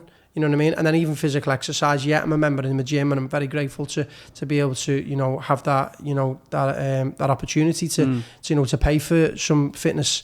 But you know, even you can still run around. You can run around the park, even do a bit of shaking outside or whatever, a little bit of a home workout, and that's been my life. Probably for the last 2 years. I've been meditating seriously from about 2015, but this Ultimate Morning program, seriously for the last 2 years, I have been high-fiving the world every day, all day, every day. And you know, for me, I don't know when I'm going to die, you know what I mean? And I don't want to, I'd like to fantasize that we're going to be on our deathbed in many, many years to come. And I want to, them big questions I want to be saying to myself, I lived well. And I loved well, and I was connected to the world, and I give it my best shot, and I made the world a better place, you know what I mean? And they're the questions. I don't want to say, well, I should have done this, should have done that, I would have, shoulda, coulda, woulda. Don't want to be that type of person. And so... It's like the biggest fear is unfulfilled potential. That's it, you know what I mean? And having a morning routine, it takes you to your edge, you know what I mean? And I'm literally fulfilling my potential. And as I said, I'm walking out the house. I put a bit of dance music on in there as well. I'm a big lover of dance music, and you know, so if I'm in the car, I'm pumping the tunes on, you know, or I'm listening to an inspirational, motivational, you know, clip that Mark Scano tends to send on one of the group chats. He sends some on to me every morning. Sends some great ones, you know, and fair play. Like you know, he's such an amazing. Catalyst for this kind of stuff, you know what I mean? And you know, motivation and feeling into your best self. And sometimes we need them, you know, them influences outside of ourselves. So whether it's, you know, just some simple 5-10 minute clips from motivation, but you're getting fired up, you know what I mean? You know, Bob Proctor, Tony Robbins, you know, all this kind of stuff. It just fires you up. And so that's my morning routine. And then my cup's full. What about breakfast? So then I will go out then. I am a big food lover, you know what I mean? So I'm into my day then. So we're getting into like 9 o'clock, you know what I mean? I've been up at 5:30. I'm ready to go, but at 9 o'clock. So then I'm heading towards Planet Yoga then. Especially Monday, Wednesday, Friday. That's where I'm heading, and that's where I'm getting my work done. So whether it's matters related to Martin Bowen meditation, the Scouser app, one-to-one coaching clients, you know, all that kind of stuff, that's where I'm heading. But on Smith Down Road, you know, I'll tend to go and have a bit of breakfast somewhere. Now and then I'll skip breakfast, you know, just I go, you know what, I'm going to leave it today, you know, listen to the body. But it's a long time that to wait from when you wake up, don't you think, for breakfast? Like, I'm the sort of person who just do you know what? Yeah, I listen to my body. Yeah, so because some people, like, sometimes I wake up and I eat something and they go, oh, couldn't eat just yet. Yeah. You know, so everyone's different, you know, and I do listen to my body. Sometimes I'll skip breakfast and I'm getting to Planet, do some work, and then more have a brunch, around 11 o'clock.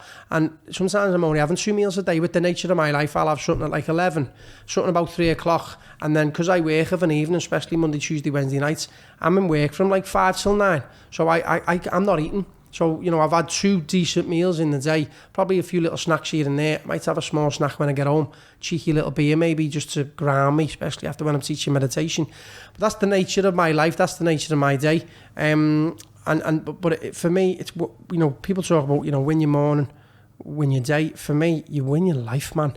Do you know what I mean? I love that. Was one of my favourite lines, but I heard Mark say, like, it's fucking awesome. It's big, and you know, I love Monday morning. It's like one of my favourite mornings. Like, it's one of my favourite days. And you know, why do we have to wait till like Friday? You know, we get that Friday buzz. You know what I mean? Oh, Friday 4:00, and I think it's my time now, and all that kind of stuff. I'm in the world, and I want to be my best self every day. I want to tackle what's in front of me, and I want to be, you know, I want to be useful to myself. I want to be charged up for the world. I want to feel into connection. I want to feel into co-creation, and I want to feel authentic, and all these matters. And I want to have fun in the process. You know what I mean? I'm laughing. I'm skipping. You might even see me floating down Smithdown Road sometimes. You know what I mean? I'm levitating some days. You know what I mean? And I teach that to people. That's level 3. That one. So, you know, and there's just this nature. I've hit a sweet spot, and I'm very grateful for it. But it took me a long time to sort of get this. And I just teach this now to people and say, listen, I've done a lot of the groundwork, you know what I mean? And people are, you know, getting into these courses, and they're putting the trust in me. And I'm like, okay, listen, you've come this far. You're looking for change. You there's willpower here. Trust me, I'm living this now, and I've designed this. And you know, and I'm not. It's not just what I'm doing. You know, what are these highly functioning individuals doing? You know, you're talking about your Roger Federers. Do you know what I mean? You know, you're talking about, you know, your Tony Robbins's. They're not rolling out of bed at 10 a.m. You know what I mean? Like grabbing a piece of toast and, you know, putting the makeup on in the car. Like, these guys are up. Do you know what I mean? They're seizing the day. They're executing their life. Do you know what I mean? And this is mastery.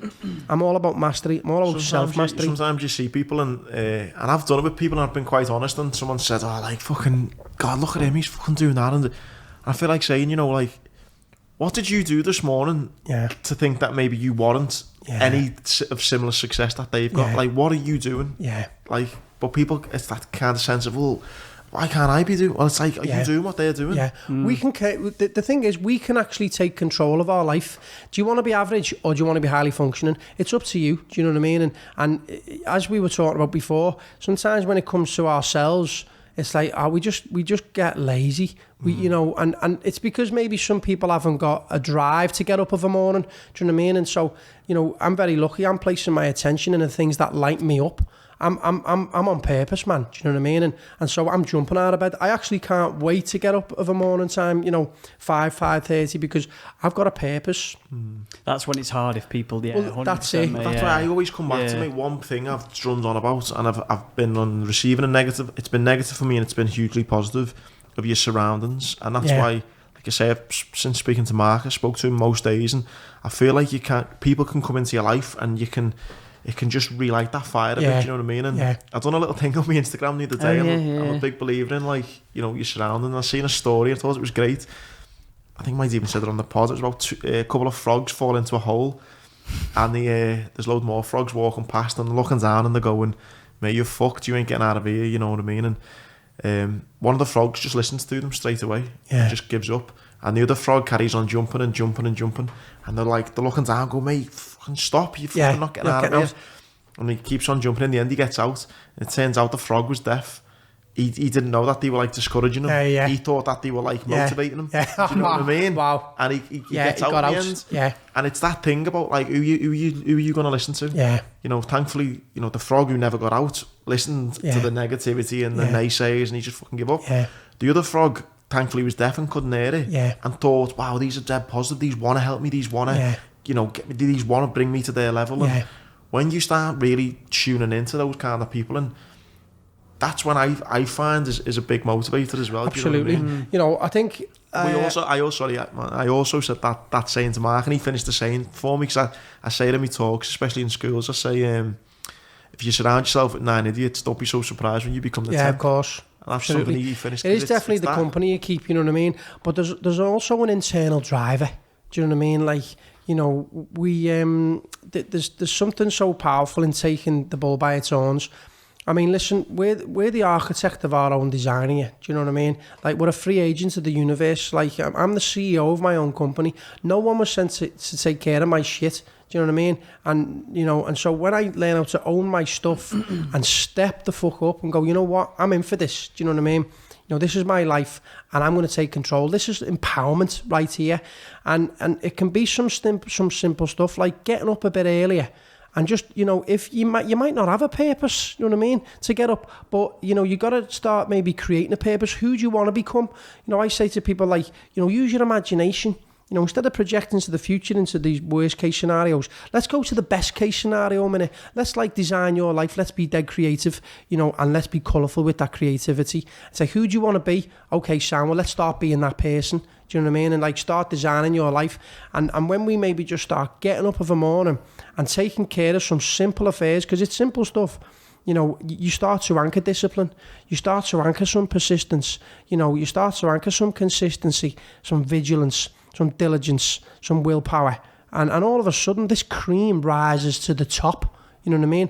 And like, you start patting yourself on the back going, you know what? I am worthy. Unfortunately, you know, through a lot of media and a lot of advertising, they're pumping like subconscious messages out to us. And the big message is, you're not good enough. You know what I mean? You don't look good enough, so come and buy these clothes. Your watch is shite, so let's go and buy a new watch. Your car's not fast enough, go and buy this car. You know what I mean? And it's all about you. You know, you're not good enough. Come and consume some stuff. Let's buy some more stuff. Buy. And when you realise that, you know what? Actually, I am good enough. You know what I mean? And I'm going to do something about my life. I don't know maybe where I'm going just yet, but I know I'm going somewhere. Okay, let's get up. Let's crack on. You know what I mean?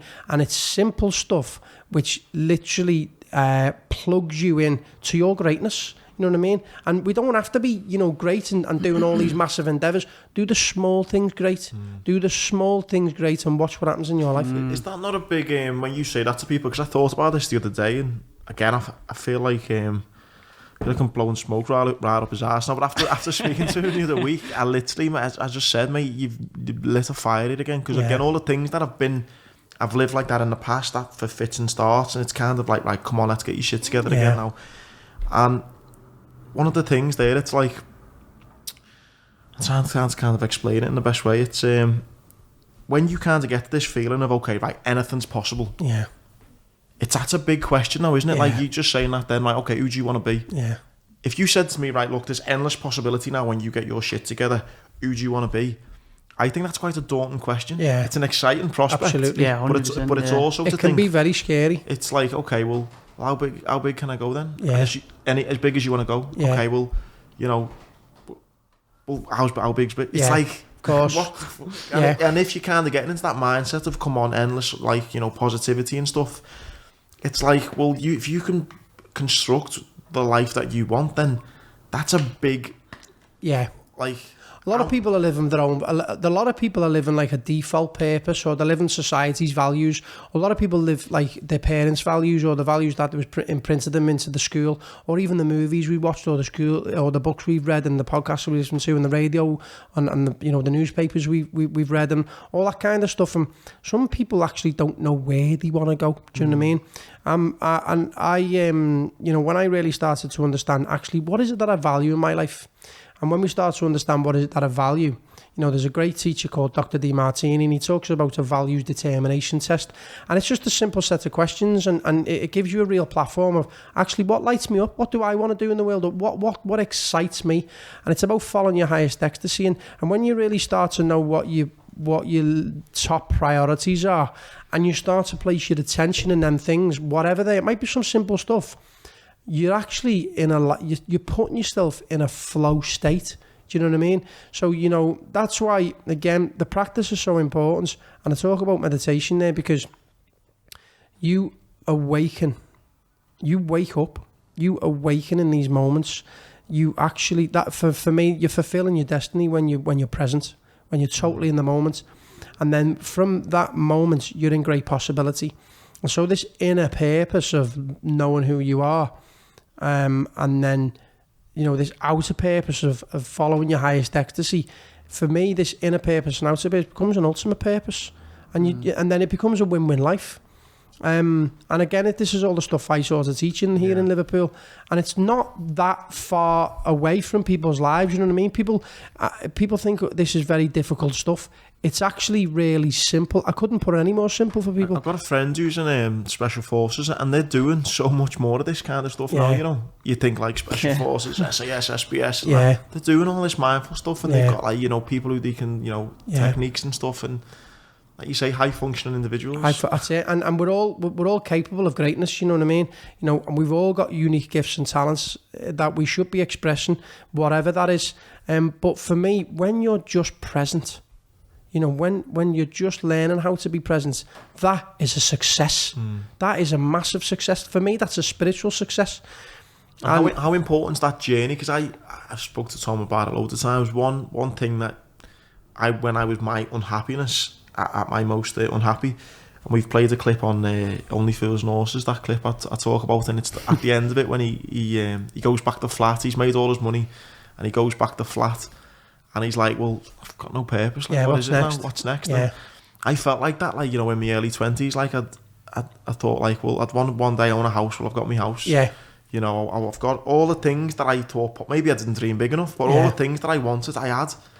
And, all right, I know I lost my leg, but like, I kind of, with the compensation, I bought a house, and that was great. And it was like, well, I'd not really worked for that. Yeah. Even though I like it, you know, and all that, but it was like, well, what's gonna like you'd think I had everything I ever wanted, but it felt like there was a gap, there was and, a hole. And I realised when I ended up breaking this world record, the biggest thing for me, it was the journey. That journey, I think, and from what you're saying, I can only imagine it's that kind of, you know, you learn and you become all the time, and I think that's sometimes where people miss the kind of they miss the point. The destination is now. The destination is the journey, you know what I mean? And there is no ending. You know, it's only our mind that level of duality that sees that there's a beginning and end to something, and that is in the realm of time. And this is why, you know, again, we come back to uncertainty. Sometimes, like, you know, life has meaning, life has purpose, and we know where we're going, and we're certain where we're going, and, you know, we're up in the world and we're doing our thing. But sometimes, you know, life doesn't always have to have meaning. Do you know what I mean? The fact that you just here, isn't it just enough to exist? Do you know what I mean? Just to be here and to be grateful for being alive. You know, we're losing this faculty for me of sacredness and patience. You know, life's a dance between making things happen but letting things happen as well, and watering them intentions and them seeds on a daily basis to manifest maybe what you like, you know, what you want to do in the world. But there's also this level of just trust. It's on its way to you. You know what I mean? It's equally on its way to you as you're creating it. I've been massively guilty, and that's why I think after this pod, and we'll talk, I want to work more with you. But with the things that have happened in my life, I've been massively guilty of like chasing the dragon. Yeah. You know, like I lost my mum when I was 12. Like by the ages of 21, I'd served 12 months in war zones. I've had friends killed. I'd been blown up. So at 23, it was like my life was so extreme. Yeah. So I could never do anything just a little bit. It was like either all or nothing. We are going for this, or, you know, not even starting. Yeah. Do you know what I mean? It's like if I can't be the fastest man in the world, I'm not doing it. If I can't be the best at it, or if I'm not going to take this to the extreme, or this doesn't get me fucking going, I'm not. And I went negatively, like drinking too much, gambling too much, and relationships breaking down. But some of the positives were, you know, fucking learn to ski, I learned to surf, climb mountains, broke records. So there's positive and negatives, but it's something where just because of my life experience of, I don't know, maybe lows, it's that feeling of where very wrongly I've kind of not just let it be. Yeah. It's like I fucking got to be going. I think we're designed to compete, you know what I mean? We're very much conditioned to compete with the world, you know what I mean? And, you know, I realised, especially being a tennis player, I was always competing. But on the deepest level, I was always competing with myself. When I had that realisation, I remember I was in Mexico and just at this moment that I realised that actually I was always just competing with myself, and it was so raw, and it put me in floods of tears. And in that moment, I was able to love that part of myself that was competing with myself. I was able to understand it, contemplate it, review it. But then I was able to let it go. And actually, I'm not in competition anymore with anything. You know what I mean? Because there's nothing to compete against. Not even yourself. I'm just naturally expanding. You know what I mean? I'm actually not looking to be better. I'm naturally expanding. There's a difference. Do you know what I mean? I'm not striving to be better than I am today. I'm just expanding naturally. This is known as evolution. You know what I mean? We are organically evolving. So when obviously I've got these healthy habits, and I'm very much still I'm the student. I'm the student here, and life's my teacher, and I'm forever learning. And that humbles me, that grounds me, that centers me. And I just create a platform for effortless flow, and understand that in that effortless flow, I'm organically evolving. I'm not striving to be better, because if I'm striving to be better, then I'm not accepting who I am today. And radical acceptance is a matter of setting yourself free from the bondage of your own competition. Do you know what I mean? So when that penny dropped for me, it's like, okay, you know what? Just be yourself. Just allow things to evolve naturally. Go after the things that light you up, but not from a place of non-acceptance or not striving from a place of competition. But also, when we're looking to be somewhere, we've all that saying, I'll get there. Yeah, we're moving towards places, and we've got an aspiration to evolve. But we're in a place of lack and scarcity and incompleteness, and an underlying place of fear. And that's because we're just not accepting who we are as we are in the moments we find ourselves. And so when we just really come home to that faculty, and let things just flow naturally, but place your attention in the things that light you up. But when you know who you are, you're already complete. You're actually in a mindset, a psychology of abundance, completeness, and unconditional love.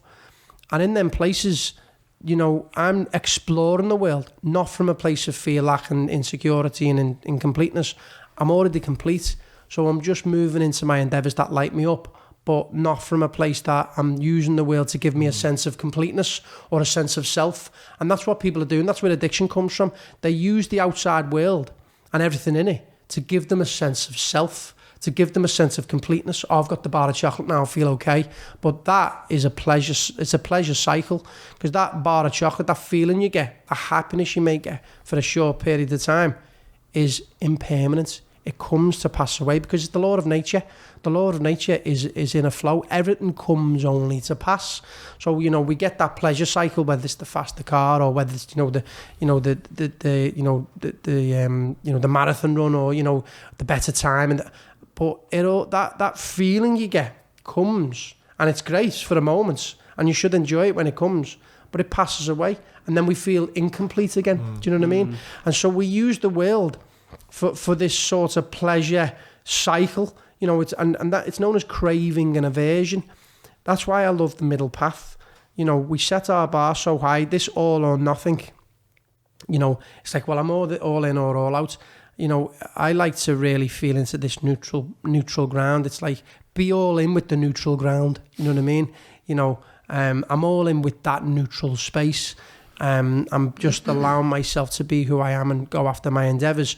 But I'm not setting the bar too high, you know what I mean? Or I'm not setting the bar because I'm in competition with myself. The minute you realise you're in competition with yourself, that's a massive realisation, because you'll be in competition with yourself all your life, and inevitably you'll suffer.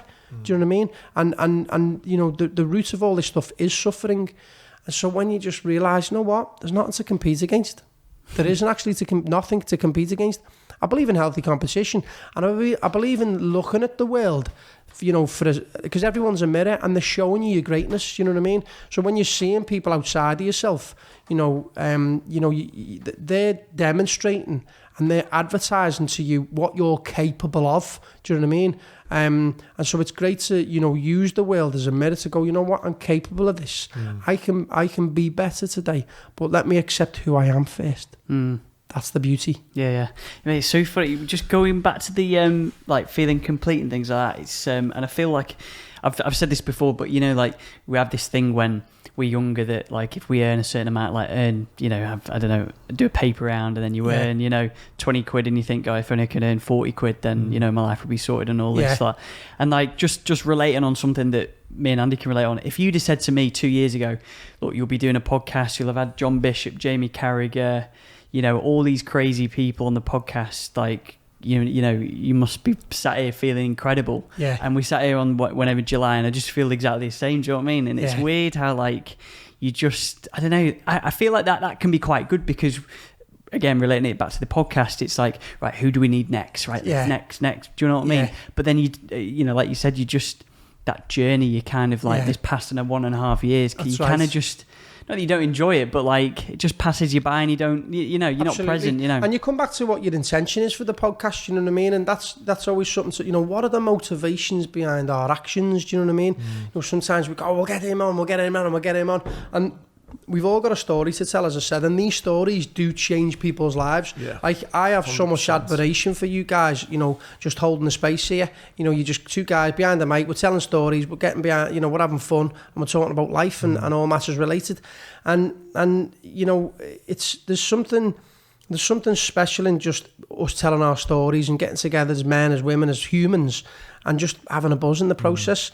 But when we start to really understand what is my intention behind all this, you know what I mean? And sometimes we don't know. Sometimes we just have an intuitive pull to do something outside of, to go to our edges, to create something. And it's things like this, conversations like this, that do actually change people's lives. And that's what we're all about. 100%. We're changing people's mindsets, because the mind is actually set. It's fucking set. So it's about learning how to change your mindset. We have to challenge our belief systems, you know what I mean? These patterns of habit, these limited belief systems that have been conditioned upon us by the world. The fact that you're born in Liverpool, you're going to speak Scouse. You know what I mean? You're born in Liverpool. You're not going to speak German, you know what I mean? You're a product of your environment, and that's everything that's ever happened to you.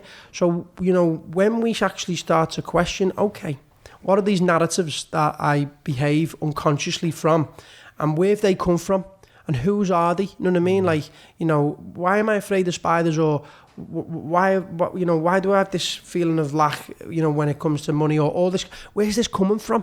Where's this being conditioned into my experience? And having that greater sense of awareness to start reviewing everything about my life, which is the personality, the person, Martin Bone, the person who he's become. Taking a good look objectively with love gives me the opportunity to grow, to evolve naturally, not from a place that I'm trying to strive to be anywhere better, but just to objectively observe your stuff, work with it, and then integrate it. And in that moment, that's for me, it's called magic. You know what I mean? It's so true, mate. Do you want a drink, mate? Yes, please. Thank you. Do you want one, Andy? Yes, please, Tom. No worries. When we started this pod, mate, we joked all the time, and I said I've had loads of loads of ideas, thinking this will make me millions, or this will make me happy, or this will do this, and I've just, with this, I thought, you know what, I don't care if, whether I'm not in it to make millions, I'm not in it to do this. It was like, I just want to, through my journey, I just know some really interesting, cool people. Yeah. And it genuinely was just, it genuinely was just to kind of, I want to create a platform where I can just get, friends and people I look up to and people I've crossed paths with, and sit down and talk. And we never ever spoke about, we always said, and if one person listens to it, then great. You'll change people's life. You'll save people's lives. Oh, mate, really some of the messages we get are crazy, aren't they? Yeah, honestly. Like, you think, fucking hell, we just chat shit. Right, isn't it? Well, not necessarily chat shit, you know what I'd say, you know what I mean? But some even just like... It's good shit though, isn't it? Yeah, exactly. Especially lockdown, we had quite a few about saying, lockdown, I binge loads of them, and it's fucking get me going, or people doing lorry driving, or running in the morning, or Scousers living abroad, or whatever it is, and just, people who love Liverpool listen to it, and I just, that's one thing I'm really, really proud of. We never set off to go, right, if we can get X amount of followers, we'll make millions, or we'll do this. It was just like, you know what, let's just see where it goes. And it's... And there's a beauty in that. And thankfully we've created this community now. See where it goes. You know what I mean? Let's go with it. You know what I mean? And let it's almost got its own spirit. You know what I mean? And you just go, okay, you know what? This podcast, let's just go with it. Let it breathe. Let it go where it wants to go. And there's a synchronicity to it. There's a magic to it that people will come into your life at the right time, and you'll individually be learning stuff about yourselves, and then collectively, holding space for people, for them to learn about themselves, and it's what I've realised in this whole sort of life situation that I'm in, is that there's something beautiful about people.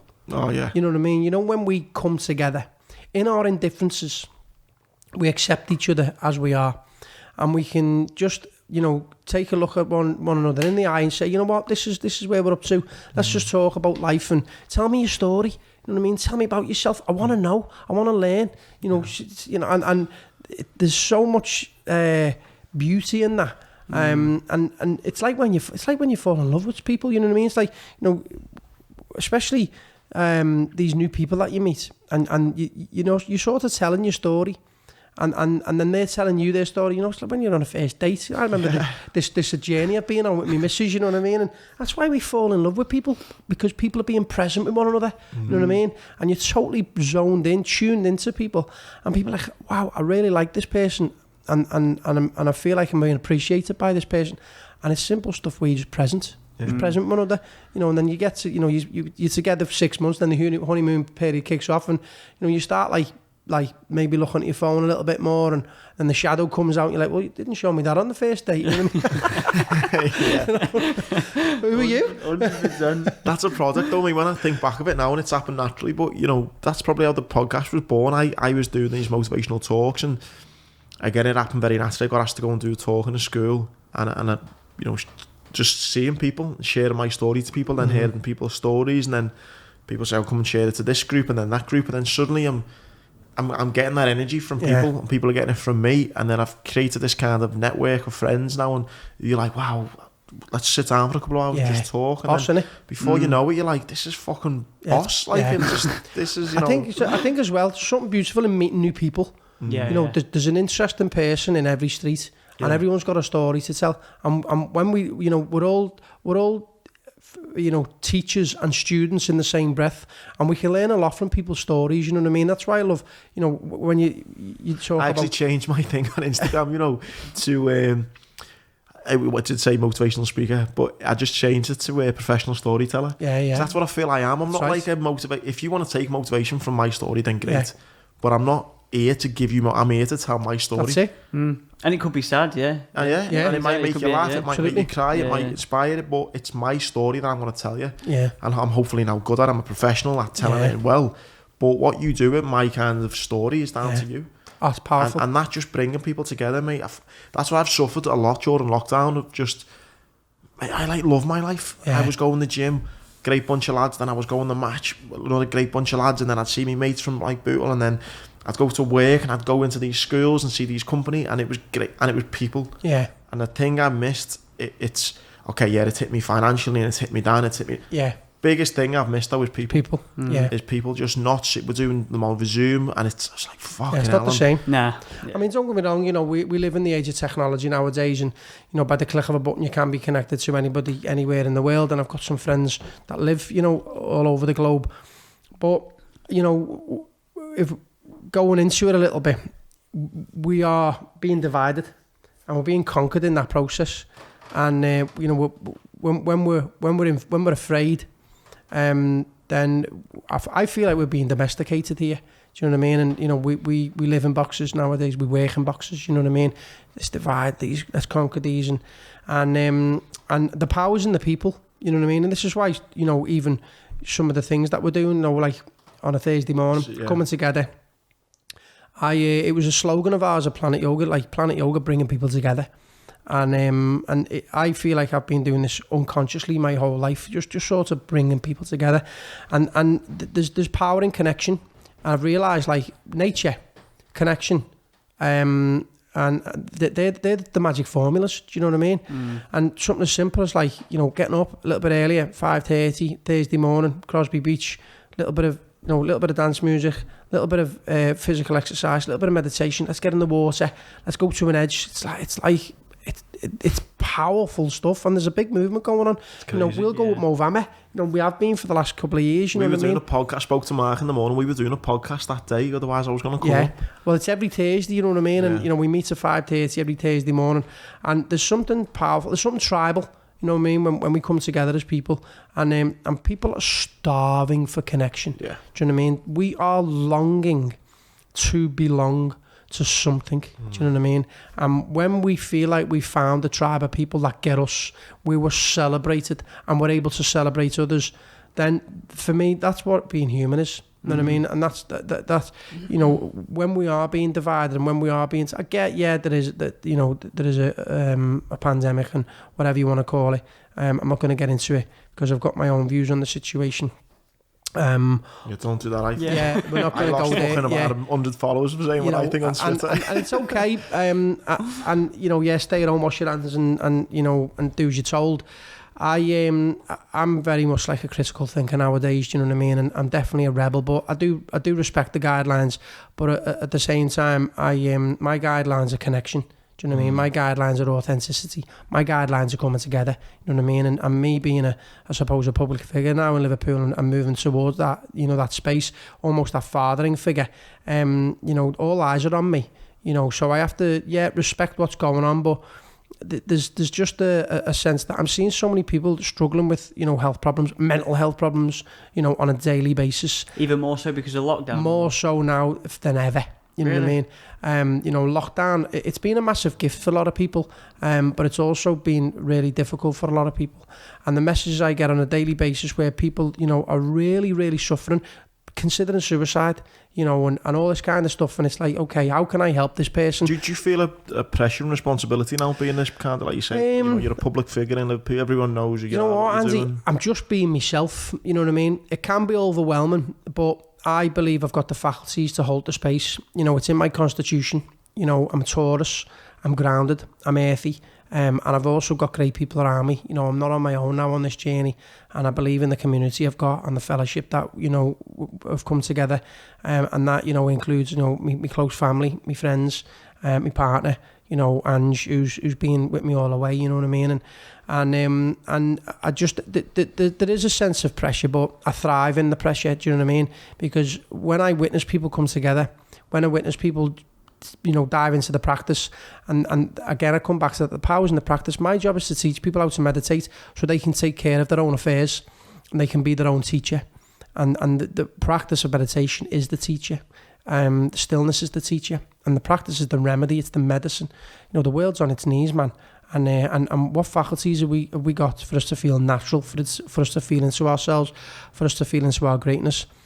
And when we come together as people and we feel authentic and we're celebrating life, man, it changes the vibration. Do you know what I mean? Like instantly. You know, and so these things that we're doing, I mean, we've been doing, you know, early morning walks, early morning swims, you know, for the last year, you know, even longer, year and a half. You know, we tend to meet we were meeting every Wednesday at 5 a.m. and just having a simple walk around Sefton Park. But I used to love it. You know what I mean? It was like I was just getting up a bit earlier, you know, connecting with men, you know, getting into nature, getting a bit of fresh air. And like the vibration I'd have, like it, you know, was incredible. And so we were just doing the same, you know, going to Crosby Beach, and then all of a sudden it just got a little bit around. Our intention wasn't to bring any crowds, it was just to be ourselves and do what we love to do. Next minute, people just started arriving. Infectious, isn't it? Yeah, it's infectious. That's exactly what it is. You know, coming together is infectious. And these walks, you know, even up Movama, you know, coming together, walking up Movama, you know, a little bit of an evening, watching the sunset, you know, having a couple of Jaffa cakes at the top of the mountain, like, you know, it's simple stuff. I did see it on your Instagram. On that Thursday, you'd done that in the morning. Yeah. At Crosby Beach. Yeah. Gone there at 5:30. In the morning, yeah. And then in the evening... we went up Movama. Yeah. You know, until like 10, that was about, yeah, we met in Speak Retail at 6:30. We all drove up there, parked the cars, you know, and then, you know, we just walked up the mountain, stopped halfway, we go in the forest, and we did a bit of meditation. You know, it's like 150, 200 people just sitting quiet in the forest. Like, I get a buzz out of this stuff, you know what I mean? Like a serious buzz. Because, like, you know, they're just normal folk, you know what I mean? You know, and all, from all walks of life, you know, and... you know, Liverpool as well, mate, there's a thing of like, well, yeah, and the fact that people, like you say, are longing for it. And it's like people want to drop that mask and go, actually, you know what? Fucking, yeah, come on, let's do it. Vulnerability is the most beautiful thing for me, and I've done a lot of work, no, not just on myself, but I do a lot of work with men. You know, I'm involved in an establishment called Men Without Masks, and we take men on a journey over 5 days in the Peak District. And I've been doing this work for quite some time, and a lot of this comes from Jungian psychology, and it's very, very well respected work, especially over in the States, and it's becoming, you know, much more of a platform for men in the West, especially in the UK, to start feeling into this type of work. And after give a shout out here to a great friend of mine, a lovely brother, Craig White, who's been on an incredible journey and continues to impress me with his authenticity and his naturalness. And there's other men in there, Andy Kershaw, Ben Jarman, my mate Gavin Kendrick, Mark Scanlon, and there's many other men, my own father, that have been inspired, on this journey over the last few years. And so this, when we're vulnerable, we're starving for vulnerability. The heart space is thirsty, and we get so much in the head nowadays, this sort of intellectual makeup. We get so stuck in our mental constructs, this like cerebral part of our experience, that we forget to get in the heart space, you know what I mean? And this is why, a lot of men, especially, the suicide rate, it's like 80% men. And it's because a lot of men are wearing masks, and from a very early age, it's these age-old mantras that men don't cry, or like man up your pussy, or come on you little girl, what's up with you, or fucking get a grip, you know what I mean? All this kind of stuff. And so we haven't got a platform to talk. We haven't got a platform to be vulnerable and to be open. And so this stuff that we're doing, walking up mountains, getting together on beaches, simple stuff. We're just creating a platform for connection. And when we create that platform for connection, which is beautiful, it just allows us to get a bit soft. We're just getting into the body. We're actually getting out of the head. We're getting into the body. We'll do a bit of bit of breath work, bit of shaking, bit of dancing, whatever, bit of meditation, and you're getting in the body. Nature's our biggest teacher as well. That's why we get into nature, the beach, the mountain. It's teaching us how to be natural. And when we get these guys together who are tough fellas, you know what I mean, and we just remove these masks. And we've got like an overactive warrior energy, and when we just soften into ourselves a little bit and let ourselves be a little bit more feminine, a little bit more loving, a little bit more tender, a little bit more open and creative, you're really moving in a direction of mature masculinity. Do you know what I mean? And you help the psyche to mature, especially at the level of Jungian psychology. Us men in the West are starving for initiation. You know what I mean? A rite of passage into manhood. Sorry, Mark, what was that? Jungian psychology. So Carl Jung, you know what I mean? Yeah. Okay. Yeah. And it's sort of Jungian psychology. It's very much connected to our behaviour and our psychology. And within the tapestry of the men of our psychology, there's a platform called King, Warrior, Magician, Lover. I mean, there's many different archetypes. You know what I mean? But that platform resonates with me because then we're able to identify areas of our character, of how we behave or how maybe we've behaved in our past. It was a massive lesson for me to even take a look at this stuff, to work with this work, and then to apply it into my own life. Even reading these books and then doing the work around, the men's work, and creating a platform, for healthy initiation, for awareness, for education, for motivation, and for direct experience on all matters related. Then, we see men in 5 days go away with a toolbox for life. Do you know what I mean? And they've had direct experience, and we're doing simple stuff like yoga, meditation, sweat lodges, different types of meditations, sharing. We sit in circles and we listen to other men, but we give them a platform to talk. Do you know what I mean? We give them a platform to actually express some vulnerability. And it's probably the deepest, most powerful work I've ever been involved in. Really, to watch men open up and to cry, to maybe shed some tears that they haven't shed for 20 years, 30 years. It's powerful stuff. But, it's not just for broken men, this, you know what I mean? We take on highly functioning individuals, professional men from all walks of life. So it's just great to watch all of these men feel into this type of work. And I'm so grateful, to understand how this work actually can affect my experience as a man, and how for me to grow into manhood. There's is it something you feel like before you go down this route of not only like removing the mask, but then also meditation, yoga? Do you think it's a kind of bit of a calling at some point where you get to a point and you think, right, I fucking need to start, doing something? Or do you think you're thinking everyone should do it all the time? I mean, we are driving towards manhood, even at a very early age of being a man, especially in your teens. You know, we are unconsciously looking for a sense of a rite of passage or initiating. The psyche wants to be initiated. And this is why a lot of fellas, young men, for example, will like, you know, they seek danger. Because that's what initiation is, you know, especially in a lot of these maybe shamanic tribes or in Eastern cultures. You know, the young boys will be taken away from the mothers and they'll go on like a pilgrimage, or they'll go on like a, you know, they'll take like a psychedelics, or they'll go on hunting, or they'll go on a, you know, a vision quest and all this kind of stuff. And the elders, the men, you know, the fathers, the grandfathers, the uncles, the older brothers, they're taking these younger men and they're initiating the psyche from a very healthy platform into manhood. And, you know, and again, this is why, like, you know, in the West, for example, you know, every 6 arrests, 5 are men. And so it's like, what's going on here? Do you know what I mean? You know, 80,000 people in the prison system, 75,000 of them are men. Do you know what I mean? Like, what's going on? 80% of the suicide is male related.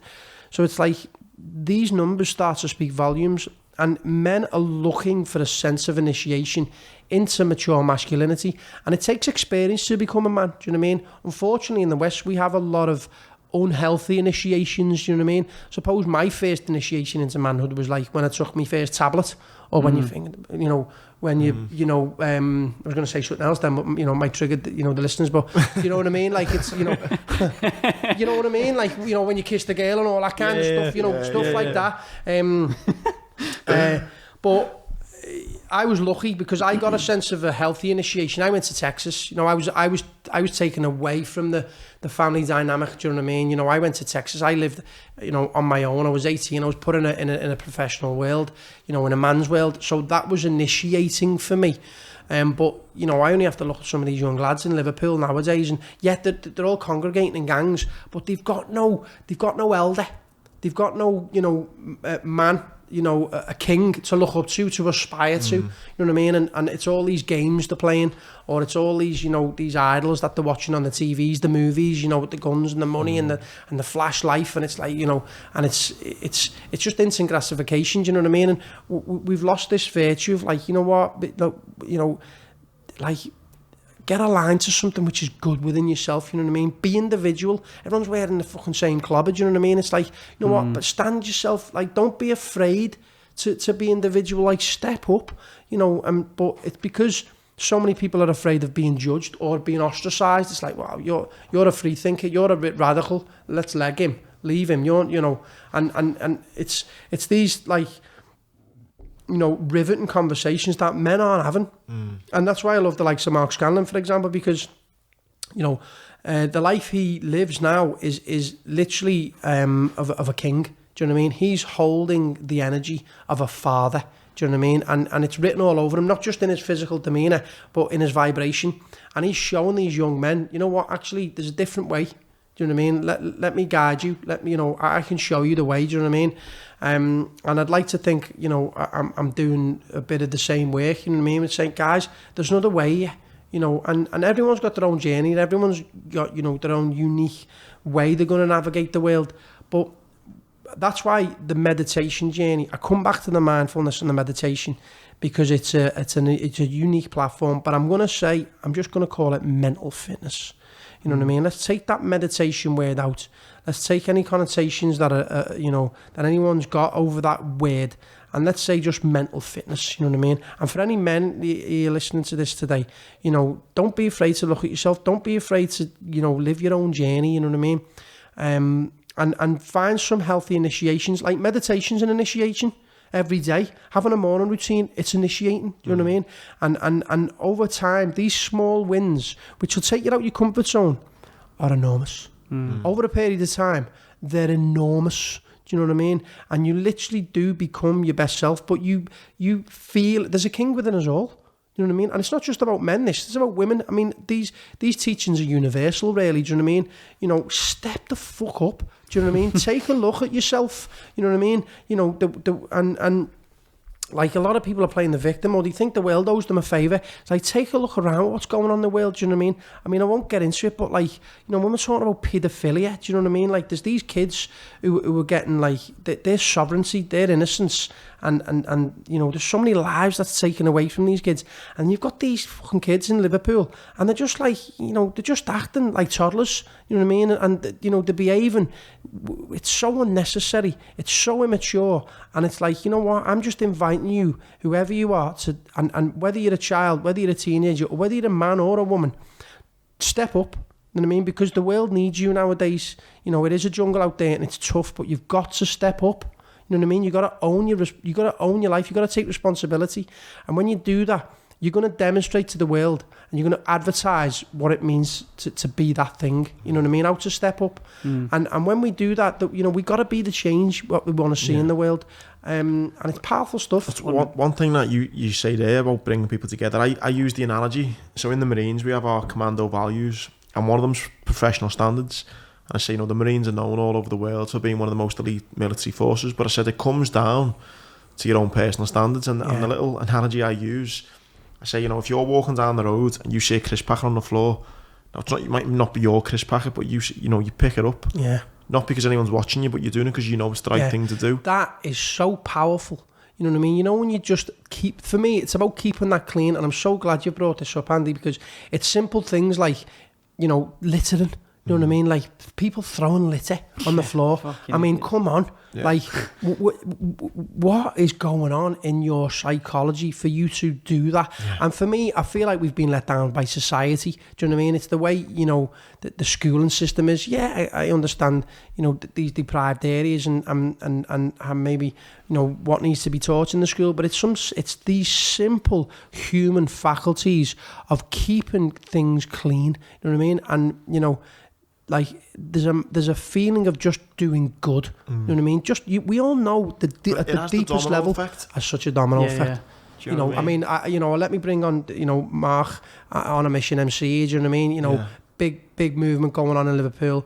You know, with the Awakened Soul events, but this guy's like litter picking. Do you know what I mean? And like, it's unbelievable. His Instagram it's unbelievable. Amazing. Like, this guy, he's got so much wonderful energy. He's being authentic.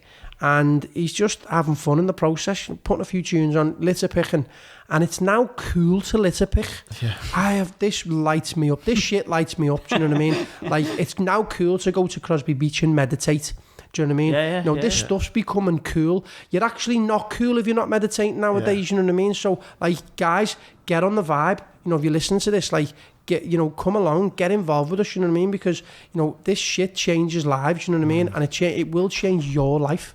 And that's what, like, you know, you talk about product of your environment. That's how I'm so excited, like, the last couple of months of seeing the work that's been going on and stuff, because, again, like, when I felt like I had something and I was maybe travelling a bit and I was seeing a bit of the world that I wouldn't have seen, so when I'm coming back to kind of like Bootle, and then no one's really on that vibe, and it's not cool to do this, it's not cool to do that, and I'm like thinking all these great ideas and want to do this, and it's a bit like, you know, it's like last couple of years, like, Snowden's been the cool thing to do. Do you know what I mean? It's like you said, now meditating. It's so good now that in my city, my home, that this movement is going, whether it's the litter picking, whether it's the, you know, big walks on the beach. It's fucking so exciting. Yeah, I mean, you know, and it's been missing. Oh, it's been missing. You know what I mean? I there's been a lot of small pockets of people doing some great work, and I just believe there's something happened just recently. I feel like there's a pennies that dropped.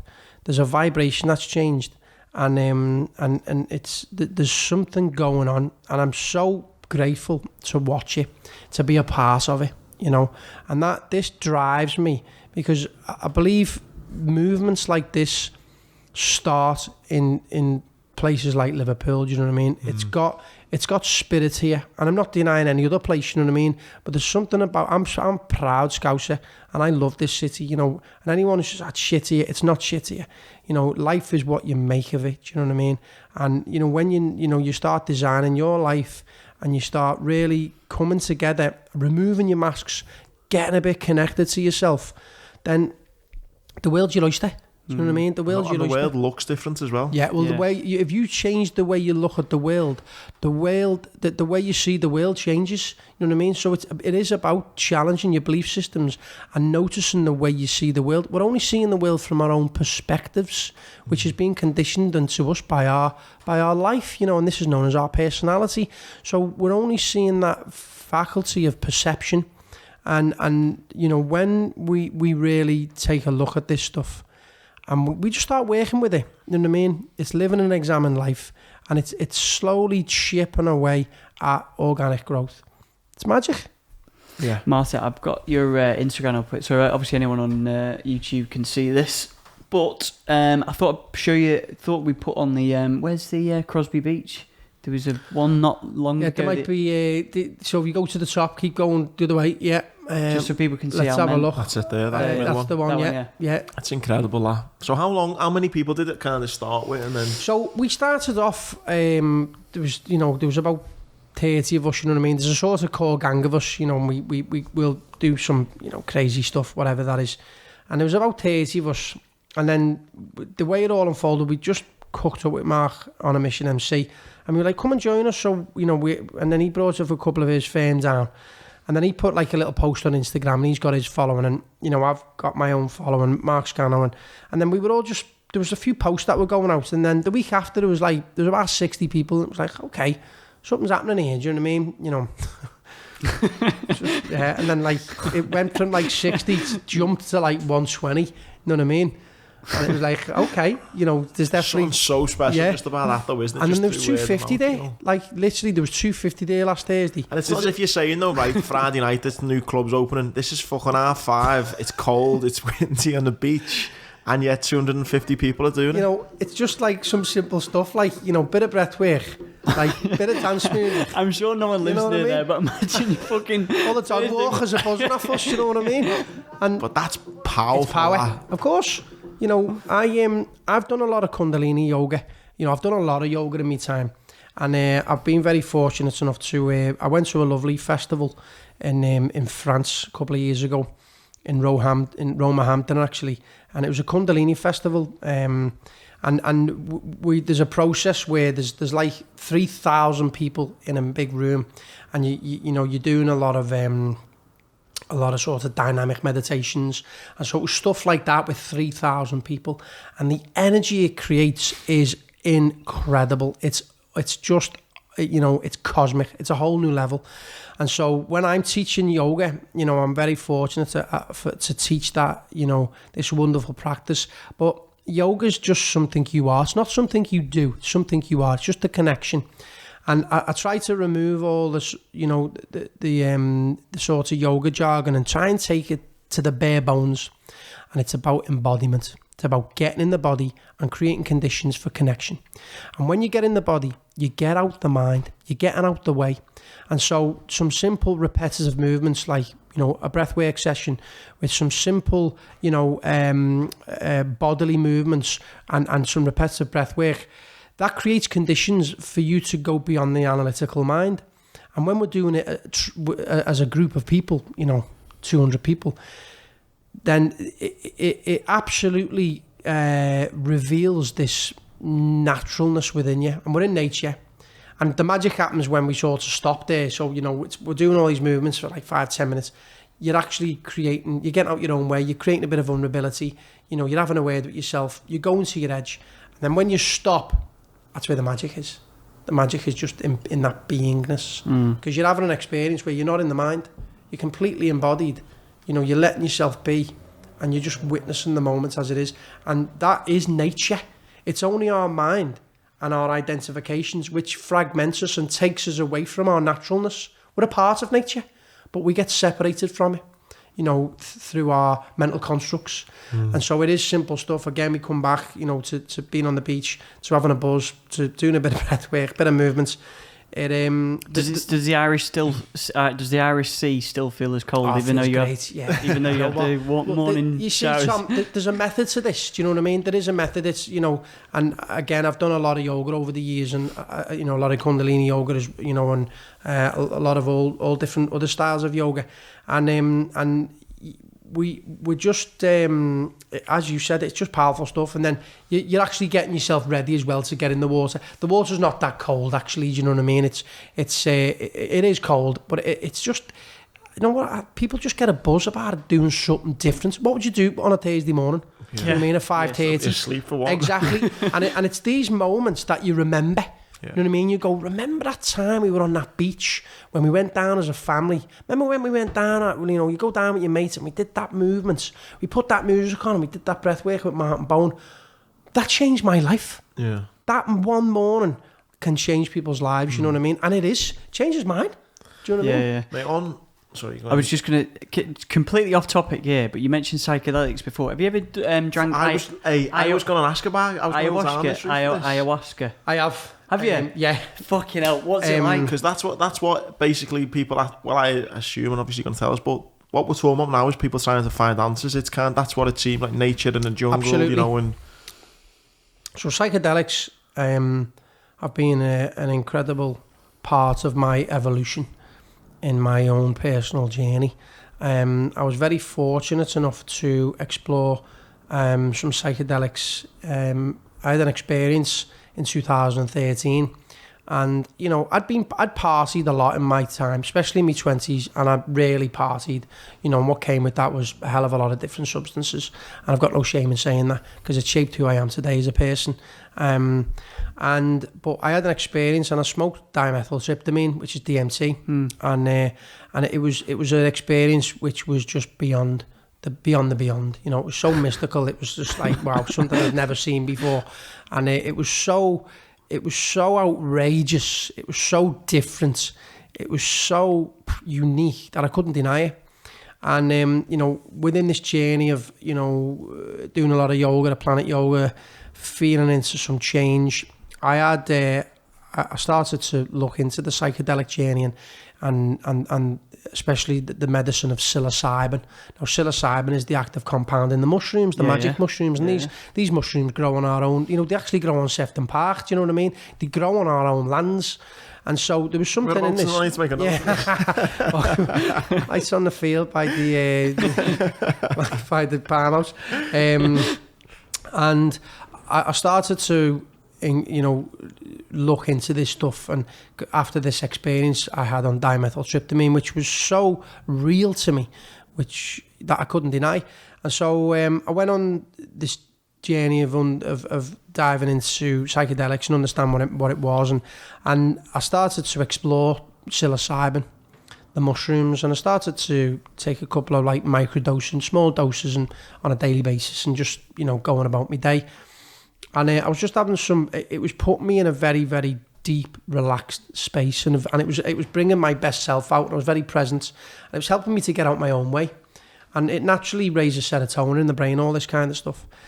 And I had an experience in 2013, which to date was probably the most mystical, insightful revelation that I've ever had in my life. And it was on the mushrooms. I was in Glastonbury at the time. I was with some friends. And it was so profound, I couldn't deny it. And I was the one having the experience.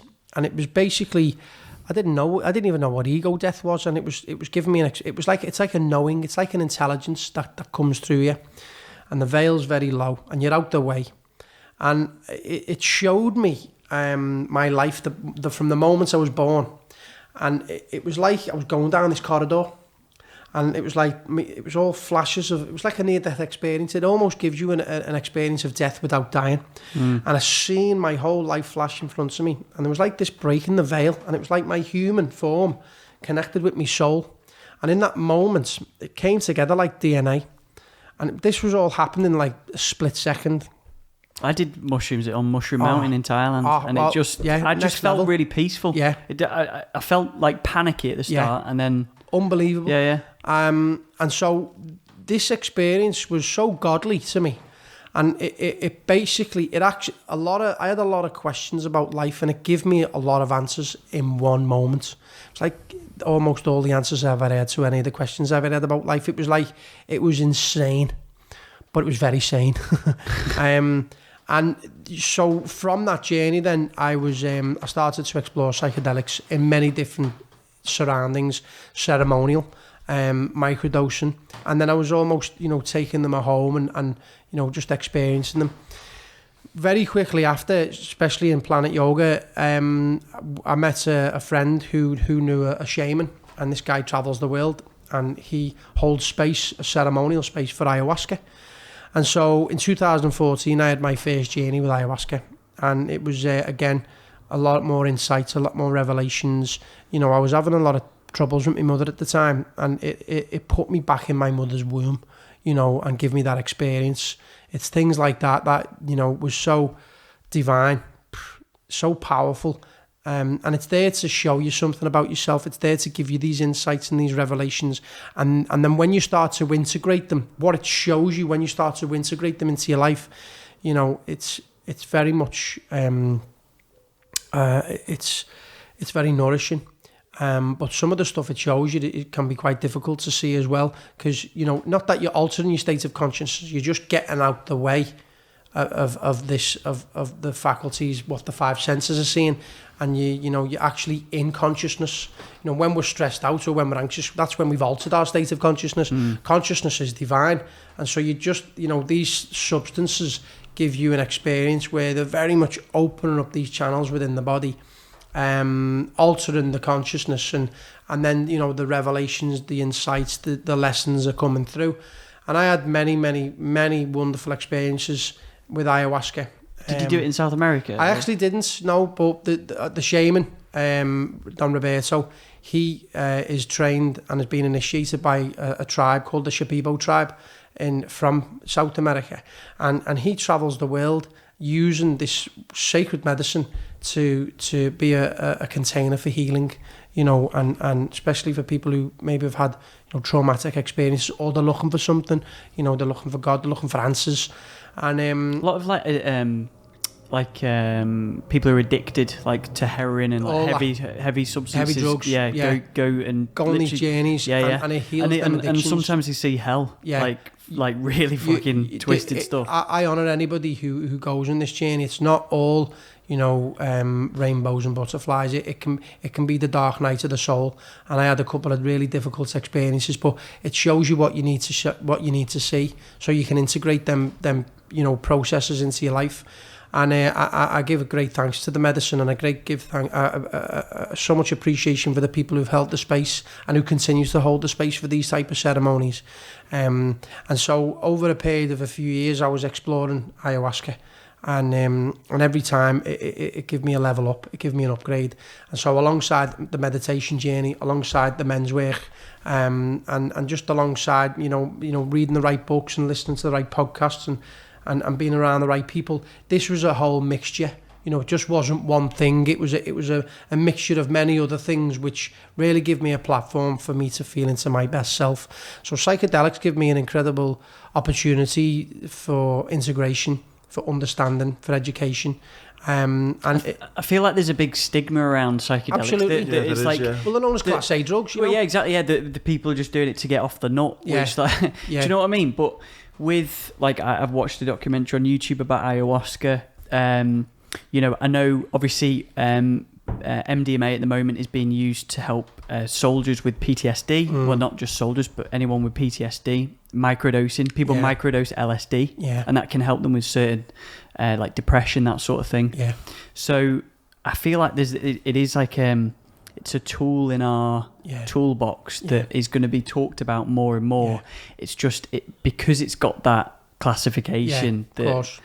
It's difficult. I mean, the cat's out the bag nowadays with psychedelics, do you know what I mean? And it is sort of coming into the divine ayahuasca, the intelligence. It can't just stay in the forest anymore.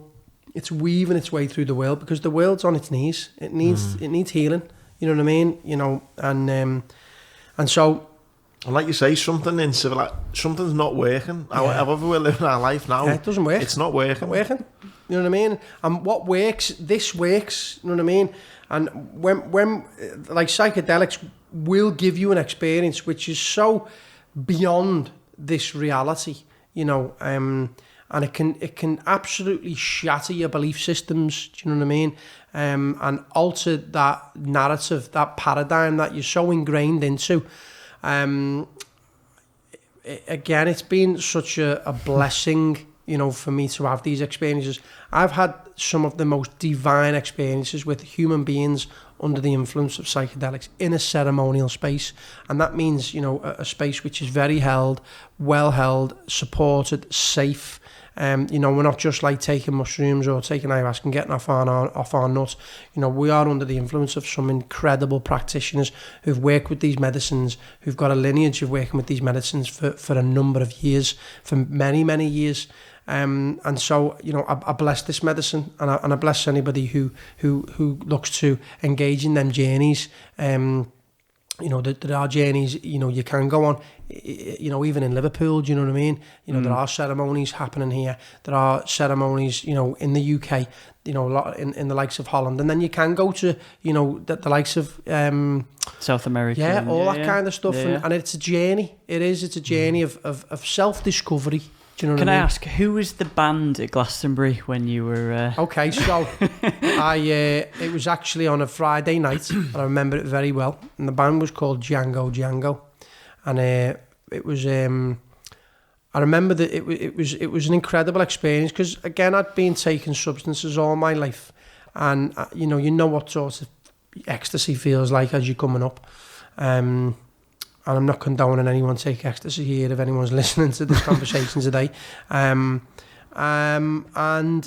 this was something completely different. And it actually, the medicine or the experience told me that everything that had ever happened in my life was meant to bring me to this one moment of having this realization. It took me back in time and brought me back to that moment and was like, everything that's ever happened was meant to happen for you to have this experience. It was all aligned, and it was just so out there. But the music, there was this band Django, and it was like this song. It was like music I'd been looking for my whole life, and it was like it had to be this one song, and it just initiated the process. You know what I mean? And they talk about having a peak experience. I had this peak experience where I wasn't Martin. I was just this essence, just divine, just being there, being present, and it was so godly. And then for the rest of the evening, there's just so many small insights. I mean, we get insights every day. You know, these aha moments, these little moments of like these pockets insight, but they were just coming. You know, and it was all about my life. It was all about some of my behaviour and the people in my life and about other people. And it was like, wow, this is an intelligence way beyond my own mental constructs. And so I've been on a journey with psychedelics for a number of years, and I still explore them in many different surroundings, you know, mostly in ceremonial space. I tend to sit in a ceremony maybe every 6 weeks. And this is a celebration for life, and it's an opportunity for me to pray. It's an opportunity for me to come closer to myself and then integrate the lessons that come to me in these in these spaces. And then I'll microdose mushrooms as well, you know, and I've got no shame in saying that, you know, these very, very small doses of mushrooms, you know, on a daily basis. And again, they just, it's like, I mean, you know, coffee's a stimulant, you know what I mean? Oh, yeah, Sugar, you know, so I just choose to use these, you know, these other substances which bring the best out in me. Do you know what I mean? It's all, again, everything you've said, mate, it's been about knowing you, isn't it? It's like that awakening of this is me, this, like... That's it. Self-discovery. And we are conditioned to look outside of ourselves. Our whole life we're conditioned to look out. And the moment we take a look in, you know what I mean? There's a world in it. There's an arena in here. When we learn how to take a look at this arena with awareness, it's a game changer. It's a game changer because you change, you know, your inner faculties gradually, organically. You let it, like love knows what to do. Patience knows what to do. You know what I mean? Grace knows what it's doing. You embody these energies, you know what I mean? You're already all of these things. You're already content. You're already whole. You're already happy. The very search for happiness takes you away from the transmission of happiness. Do you know what I mean? You know, it's we're searching for something. You know, anyone searching is great. You know what I mean? Because you're looking for something. You're like, I'm looking for the meaning of life here. And so you're looking for the truth. It says in the Bible, it's the truth that sets you free, but we are the truth. The one watching is the truth. This consciousness is divine. It's supreme. It's everlasting, it's unborn, it's undying, it's untethered, and it's unconditional. And it's the formless space that sits within us all. And when we come back to the meditation journey, we create conditions to reveal that space. When you reveal that space, that's who you are.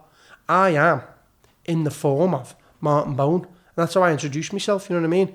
And so I'm saying I'm in the form of Martin, but I'm not Martin. I'm deeper than Martin, you know what I mean? And when we embody them energies, that's the essential self. That's the organic self. You know, that is the supreme self. And that is natural. That is our nature.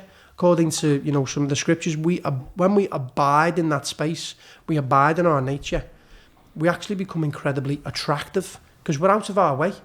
And the divine matrix, the universe, knows what it's doing. Trust me, it knows what it's doing. And the body knows how to self-regulate. You know, the body's always looking for a state of homeostasis. So we give ourselves the opportunity for the body to heal itself from the fragmentation that the mind creates because we're psychologically overthinking. And again, the mind is our greatest asset. So when we, you know, thoughts are not the enemy, but it's what we entertain and it's what we identify and attach ourselves onto, which can either create peace and harmony or tyranny and suffering. And are you when you talk about that, are you religious in any way? So I am not a religious man. However, I would say I'm a spiritual man. And we're all spiritual, actually. I feel like, you know, for me, religion, the very term religion, religio, comes from a Latin term, and it actually means to go back to source. And that's, you know, the meditative journey is non-dogmatic, you know, because you go, it's mental fitness, and you're going back to your nature, and this nature of being, called human beings, this nature of just being here. I am here in this moment. I am aware I'm being that thing, that stillness, that essence, that's your essence. And so, but I believe in, you know, obviously, you know, there's organised religion, but, you know, all the great spiritual text, you know, they're showing us something, you know what I mean? These books, they're speaking to us, do you know what I mean? And there's just different interpretations. They're just pointing in the same direction. And which direction's that? That way. The kingdom of God is within, you know what I mean? And, you know, God, you know, not this something outside of ourselves, but for me, you know, stillness, this essence of awareness, which is within all of us, which is the same within all of us, is godly, you know, which is good. God is good, it's good, you know what I mean? And it's only, you know, our ego, the personality, you know, when we're in a place of fear, which can be, you know, evil, do you know what I mean? You know, when we're, it can be like just these selfish tendencies just to promote self-image. Do you know what I mean? What does the ego want? And you're using the world just to promote the ego. Do you know what I mean? Just to live a life that's just, you know, driven by ego. It's called ego-driven. Do you know what I mean? And so we are all looking for something. It's like when we say, do you believe in God? And go, I don't believe in God, but I believe in something. Yeah. I believe in something. I always say that, you know. I can feel it. I can feel it. And that feeling is spiritual. You know what I mean? So for me, spiritual is something you can't see, but you can feel it. You can't deny it, but you can't, it's not tangible. You know what I mean? So, but just because we can't see it, feel it, and touch it, and hear it, doesn't mean it's not there, because we are the one that's there. It's the one that's there looking. That's what we're looking for. So we turn the gaze back on itself. Yeah. And when we realise that the one looking is the one looking for itself, we abide in that nature, and we rest in it. And when we rest in it, we embody it. When we embody it, we transmit a level of presence and grace, which is magnetizing. It's attractive, and you will attract the things, experiences, and the people towards you, which is effortless. It's like I'm not even trying anymore. I'm literally not even trying in the world anymore, and I understand these faculties and I apply them, and that faculty is surrender and trust. Just let it be as it is. Well, that iconic track by the Beatles, let it be. Live and let live. Accept. You know what I mean? But make skilled choices. Life's about making skilled choices. Yeah, I always talk about that, the kind of, you know, when you set yourself and you're kind of aligned, and one of the most successful and happiest times was when I was training for this world record, and it all just happened so naturally, like it was aligned. Like I'd done a motivational talk, and I was saying my affirmations. I was saying I want to try and do this, and I think someone followed me on Facebook, and then I put up, right, I'm looking for this, and someone said, you need to speak to this girl. So I rang up this girl and she said, you need to speak to this guy. And then before I knew it, I was on Everton Valley looking over the city, sitting down with my running coach. And he's saying, Andy, I want to get you there. Yeah. And then before I knew it, then I was with this running group and I was doing this. And it was just all those things, just aligning. It was just flowing because you was in the right state of mind. We're designed for synchronicity. You know what I mean? We look anywhere else apart from the present moment. You know, we like to know where we're going. We like to know where we've been.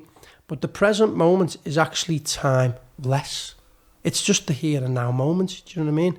And when we understand that, we start to rest in a level of acceptance and peacefulness, but we embody this feeling of joy. There's a feeling of, I'm just here, I'm content, I'm okay.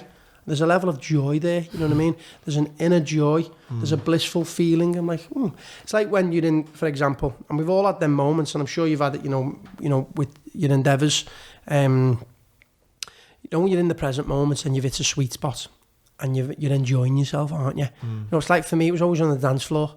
You know what I mean? You've had a boss night, and like you've gone, where's the time gone there? Yeah.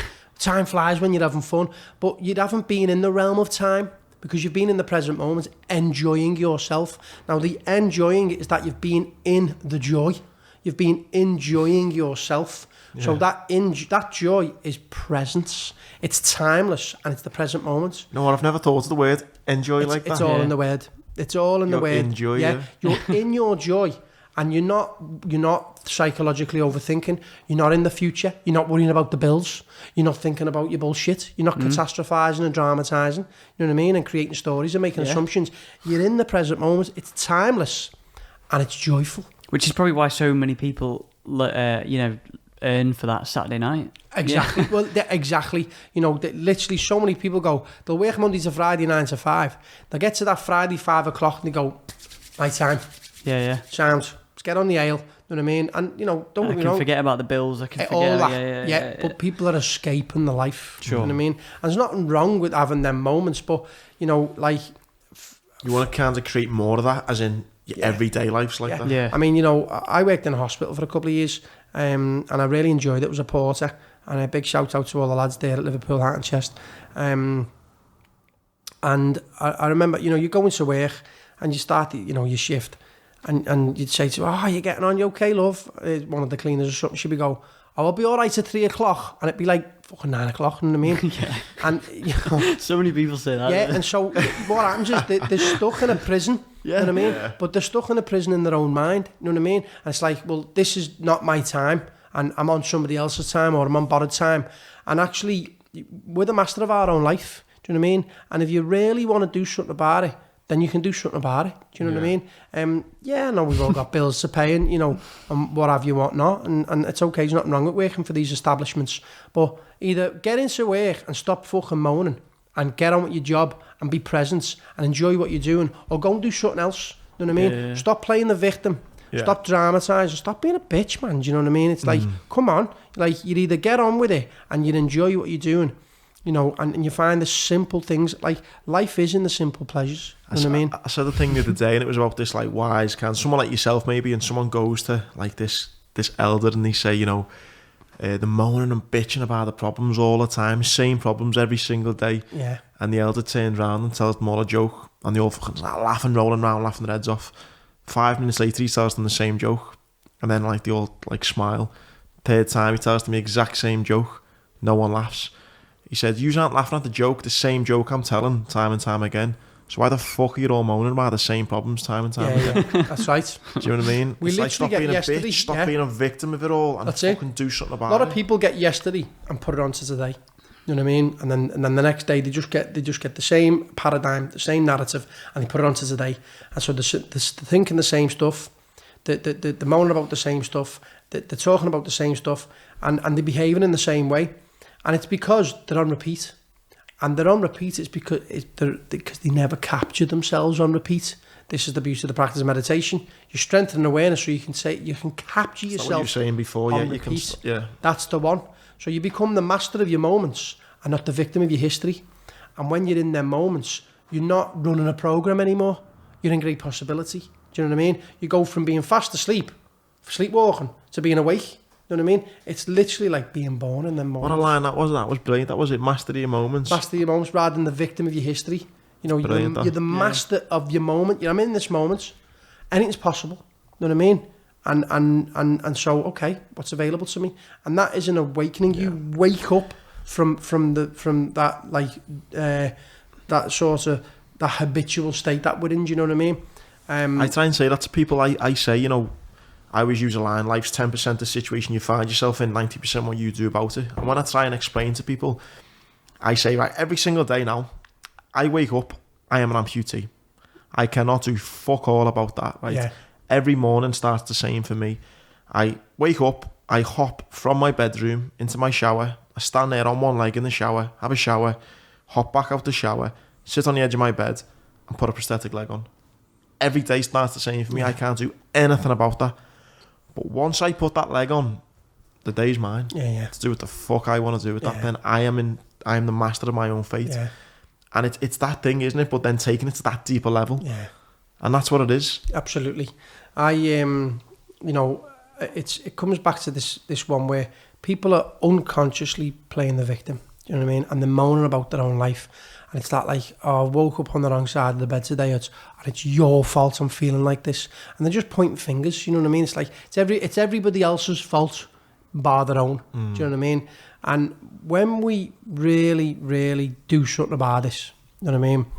And we create conditions for growth in these areas of our life. Some simple stuff, get up and do a bit of meditation, take a cold shower, you know what I mean? Like, you know, do a bit of breath work, start training awareness, go to a bit of an edge, get up a bit earlier, you know, do a bit of physical exercise. Just, man, change is inevitable. It's inevitable. But you've got to want to do something about your life. Yeah. Do you know what I mean? You've got to want to do something about it, you know, and we are the creators. You can create what you want. You know what I mean?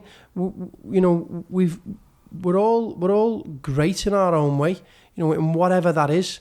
And so it's about learning how to paint your own picture. You know what I mean? Like, you were all artists here, so paint your own fucking picture. Do you know what I mean? What picture do you want to paint? Where do you want to go? What do you want to do? Who do you want to hang around with? Go for it. But there's such a fear of being judged because people will say, you've changed. You've changed. Right, I've changed. Fucking right, I've changed. Yeah, I've changed for the better. Do you want to celebrate me or not? You know what I mean? Like, so many people are afraid of what other people are thinking of them nowadays. Do you not think that's a big thing in this city? Of course, everyone's afraid of what people are thinking. It's like I say, mate, I fucking love being from Liverpool, but I do get, it is me being a bit negative on Liverpool. I do find a little bit, it's like everyone wants to do boss, but then no one wants to see you do two boss. Yeah, of course. I mean, you know what? I'm being myself, as we were talking about before, and you know, I feel like I'm just shining my own light. You know what I mean? Some people are gonna, you know, like what I'm doing, and some people are not gonna like what I'm doing. I'm equally sound with both faculties. Do you know what I mean? I've sort of, you know, now and then I'm triggered a little bit. I'm still triggered by the world, of course I am, but I'll use the trigger as an opportunity to resolve something within myself. But it also adds fuel to my fire. Do you know what I mean? And like, you know, you know, I know people are gonna like what I'm doing. I dropped that penny dropped for me a while ago. Like, actually, what other people think of me has got nothing to do with me. Yeah.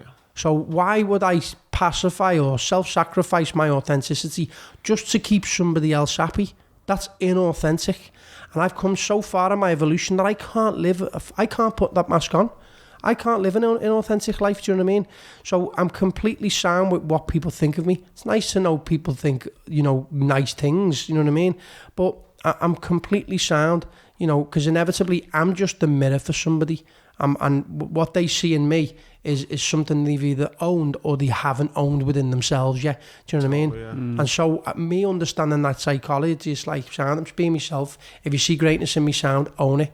If you see something you don't like within me, own that too. Do you know what I mean? If you're going to point the finger and saying this, this and this, take a look at yourself, because it's something you're not owning within yourself. I'm just showing you what it is. Do you know what I mean? And it's even these faculties that we're not taught in school. We're not taught what a projection is. We're not taught, you know, that the world's a mirror and how to resolve our stuff, how to use the mirror to take a look at our own stuff. You know, I didn't even know what a projection was a few years ago. Do you know what I mean? And that's what we do. So again, it's this for everybody. This when that penny drops, that you cannot do anything about what people think of you. Like what you think of me, Tom, is none of my business. So I'm not asked. Do you know what I mean? Like I'm literally not bothered. You know. But also, everyone's always worried. Like someone gave a good analogy one time. It's like if everyone's walking down the street and there's, you know, this person rushing to work and you've just got dressed and things like that, you're only worried about what you look like. Like it's not. You're worried about yourself. Like, do you know what I mean? No one cares about. Ultimately, you care about yourself, don't you? Exactly. Do you know what I mean? No one's actually asked. We think so many people are bothered about us that because we're the star in our own show. You see. Yeah. You know what I mean? We're the main man in our own movie, and so we just think that the world's looking at us and talking about us. No one's asked. Mate, my missus, Jesus Christ, my missus will spend like, do I look like I can't get out the car looking like, I'm like, no one gives a fuck. Like, no one cares. Does. You know what I used to find so mad was when I'd see people and with prosthetic legs, you can get like covers put over your leg and stuff like that, and they were like, would you like this cover so it looks like a real leg? I don't give a fuck. Like, just give me the fucking leg. Give us that leg, and you're owning it. You wear it well, mate. Like, you know what I mean? Designed and everything. What I want to look like. Yeah, do you know great. what I mean? And you know, and there's no shame in that. Do you know what I mean? I think so many people are even ashamed. Like scars and stuff like that. They were like, we can make do your this, scars we can do look. that. I was like, no, fucking the mind. It's who you are. Alone. It's your story written all over you. Do you know what I mean? And when we own our story and free from any fear of being judged, again, there's power in that. Do you know what I mean? You know, with yourself, mate. It's a confidence, and and like you say, I feel confident now sitting here talking to you. Yeah. All the emotions that I've heard in your voice and your mannerisms, it's radiated to me. And just sitting here. And that's what it is. But this transmission does radiate. That's what happens. We literally radiate this stuff. You know what I mean? And we're all naturally confident. You know what I mean? And again, it's only the world that tells us that we're not good enough. You know what I mean? That and so when we feel into our own faculties and we do our own inner work, you will naturally embody confidence. Do you know what I mean? Because you're not asked what other people are thinking. That's the big one. I'm just not asked what other people are thinking. Yeah, I've got a bit of tongue in cheek, but you know, that's a mantra from my mother. She was like, you know, if you don't ask, you don't get. Do you know what I mean? So, and that's another thing. We're afraid to ask for what we want. Do you know what I mean? And you know, and I'm not, because I'm not afraid of the answer. Do you know what I mean? So I'll ask anyway. We're afraid of failure. Failure is a huge teacher of ours, but everyone's afraid to try something because they're afraid of what other people are going to think. He's a failure. Look at him, he tried that, or what's he trying now? He's fucking no good, him. You know what I mean? So, totally, so people don't end up trying anything. So they stay within the parameters. People don't want to ask a question because they got this assumption that, you know, I don't want to look silly. Like he thinks that I know all the answers, so I'm not going to ask him. All that. We spoke about it all the time. Don't we? There was a thing about Kevin Hart. He goes, he meets Jeff Bezos, the Amazon fella. Oh yeah. And he wants to go and ask him something. And his mate said, "No, don't go and ask. Yeah. You know, you don't want to look like the first one who's thirsty at the table. Yeah. Don't." And that Kevin Hart, thankfully, was like, "Behave yourself. Man, I'm going to asking. fucking, I'm asking. I'm in." You know what I mean? Oh mate, there's so many times, where you see it and you're like, I think courage is a big one. Like we're not really taught how to be courageous. Do you know what I mean? How to speak up. You know, especially in school, it's like put your hand down. We've got to put our hand up to speak. You know what I mean? And like, and you know, and so it's like put your hand down, silly boy. You know what I mean? Or you know, no one wants to listen to you. And all of a sudden, you're just like, oof. And there's a wound there that I'm stupid. No one wants to listen to me. And then we bring them wounds which have been conditioned into us by maybe a school teacher many, many years ago. And we bring them into life, and no wonder we're so timid and afraid of the world, and we don't try anything. It's like, oh, I was told that I was no good by my parents, or by me sports teachers, or by me, you know, by the people around me, or whatever. And so we go into this like this comfort zone. It's like, you know what, I'm safe here. Okay, yeah, it's okay. I'm just going to stay here. You know what I mean? Not going to, you know, not going to do this. Not going to. And it takes courage. It's that positive part of the mind, because you know what, fuck it. But we go to what's the worst that can happen, go, what's the best that can happen here? Just try it, dip your toe in, get in there. And if it doesn't work out, you'll learn from it.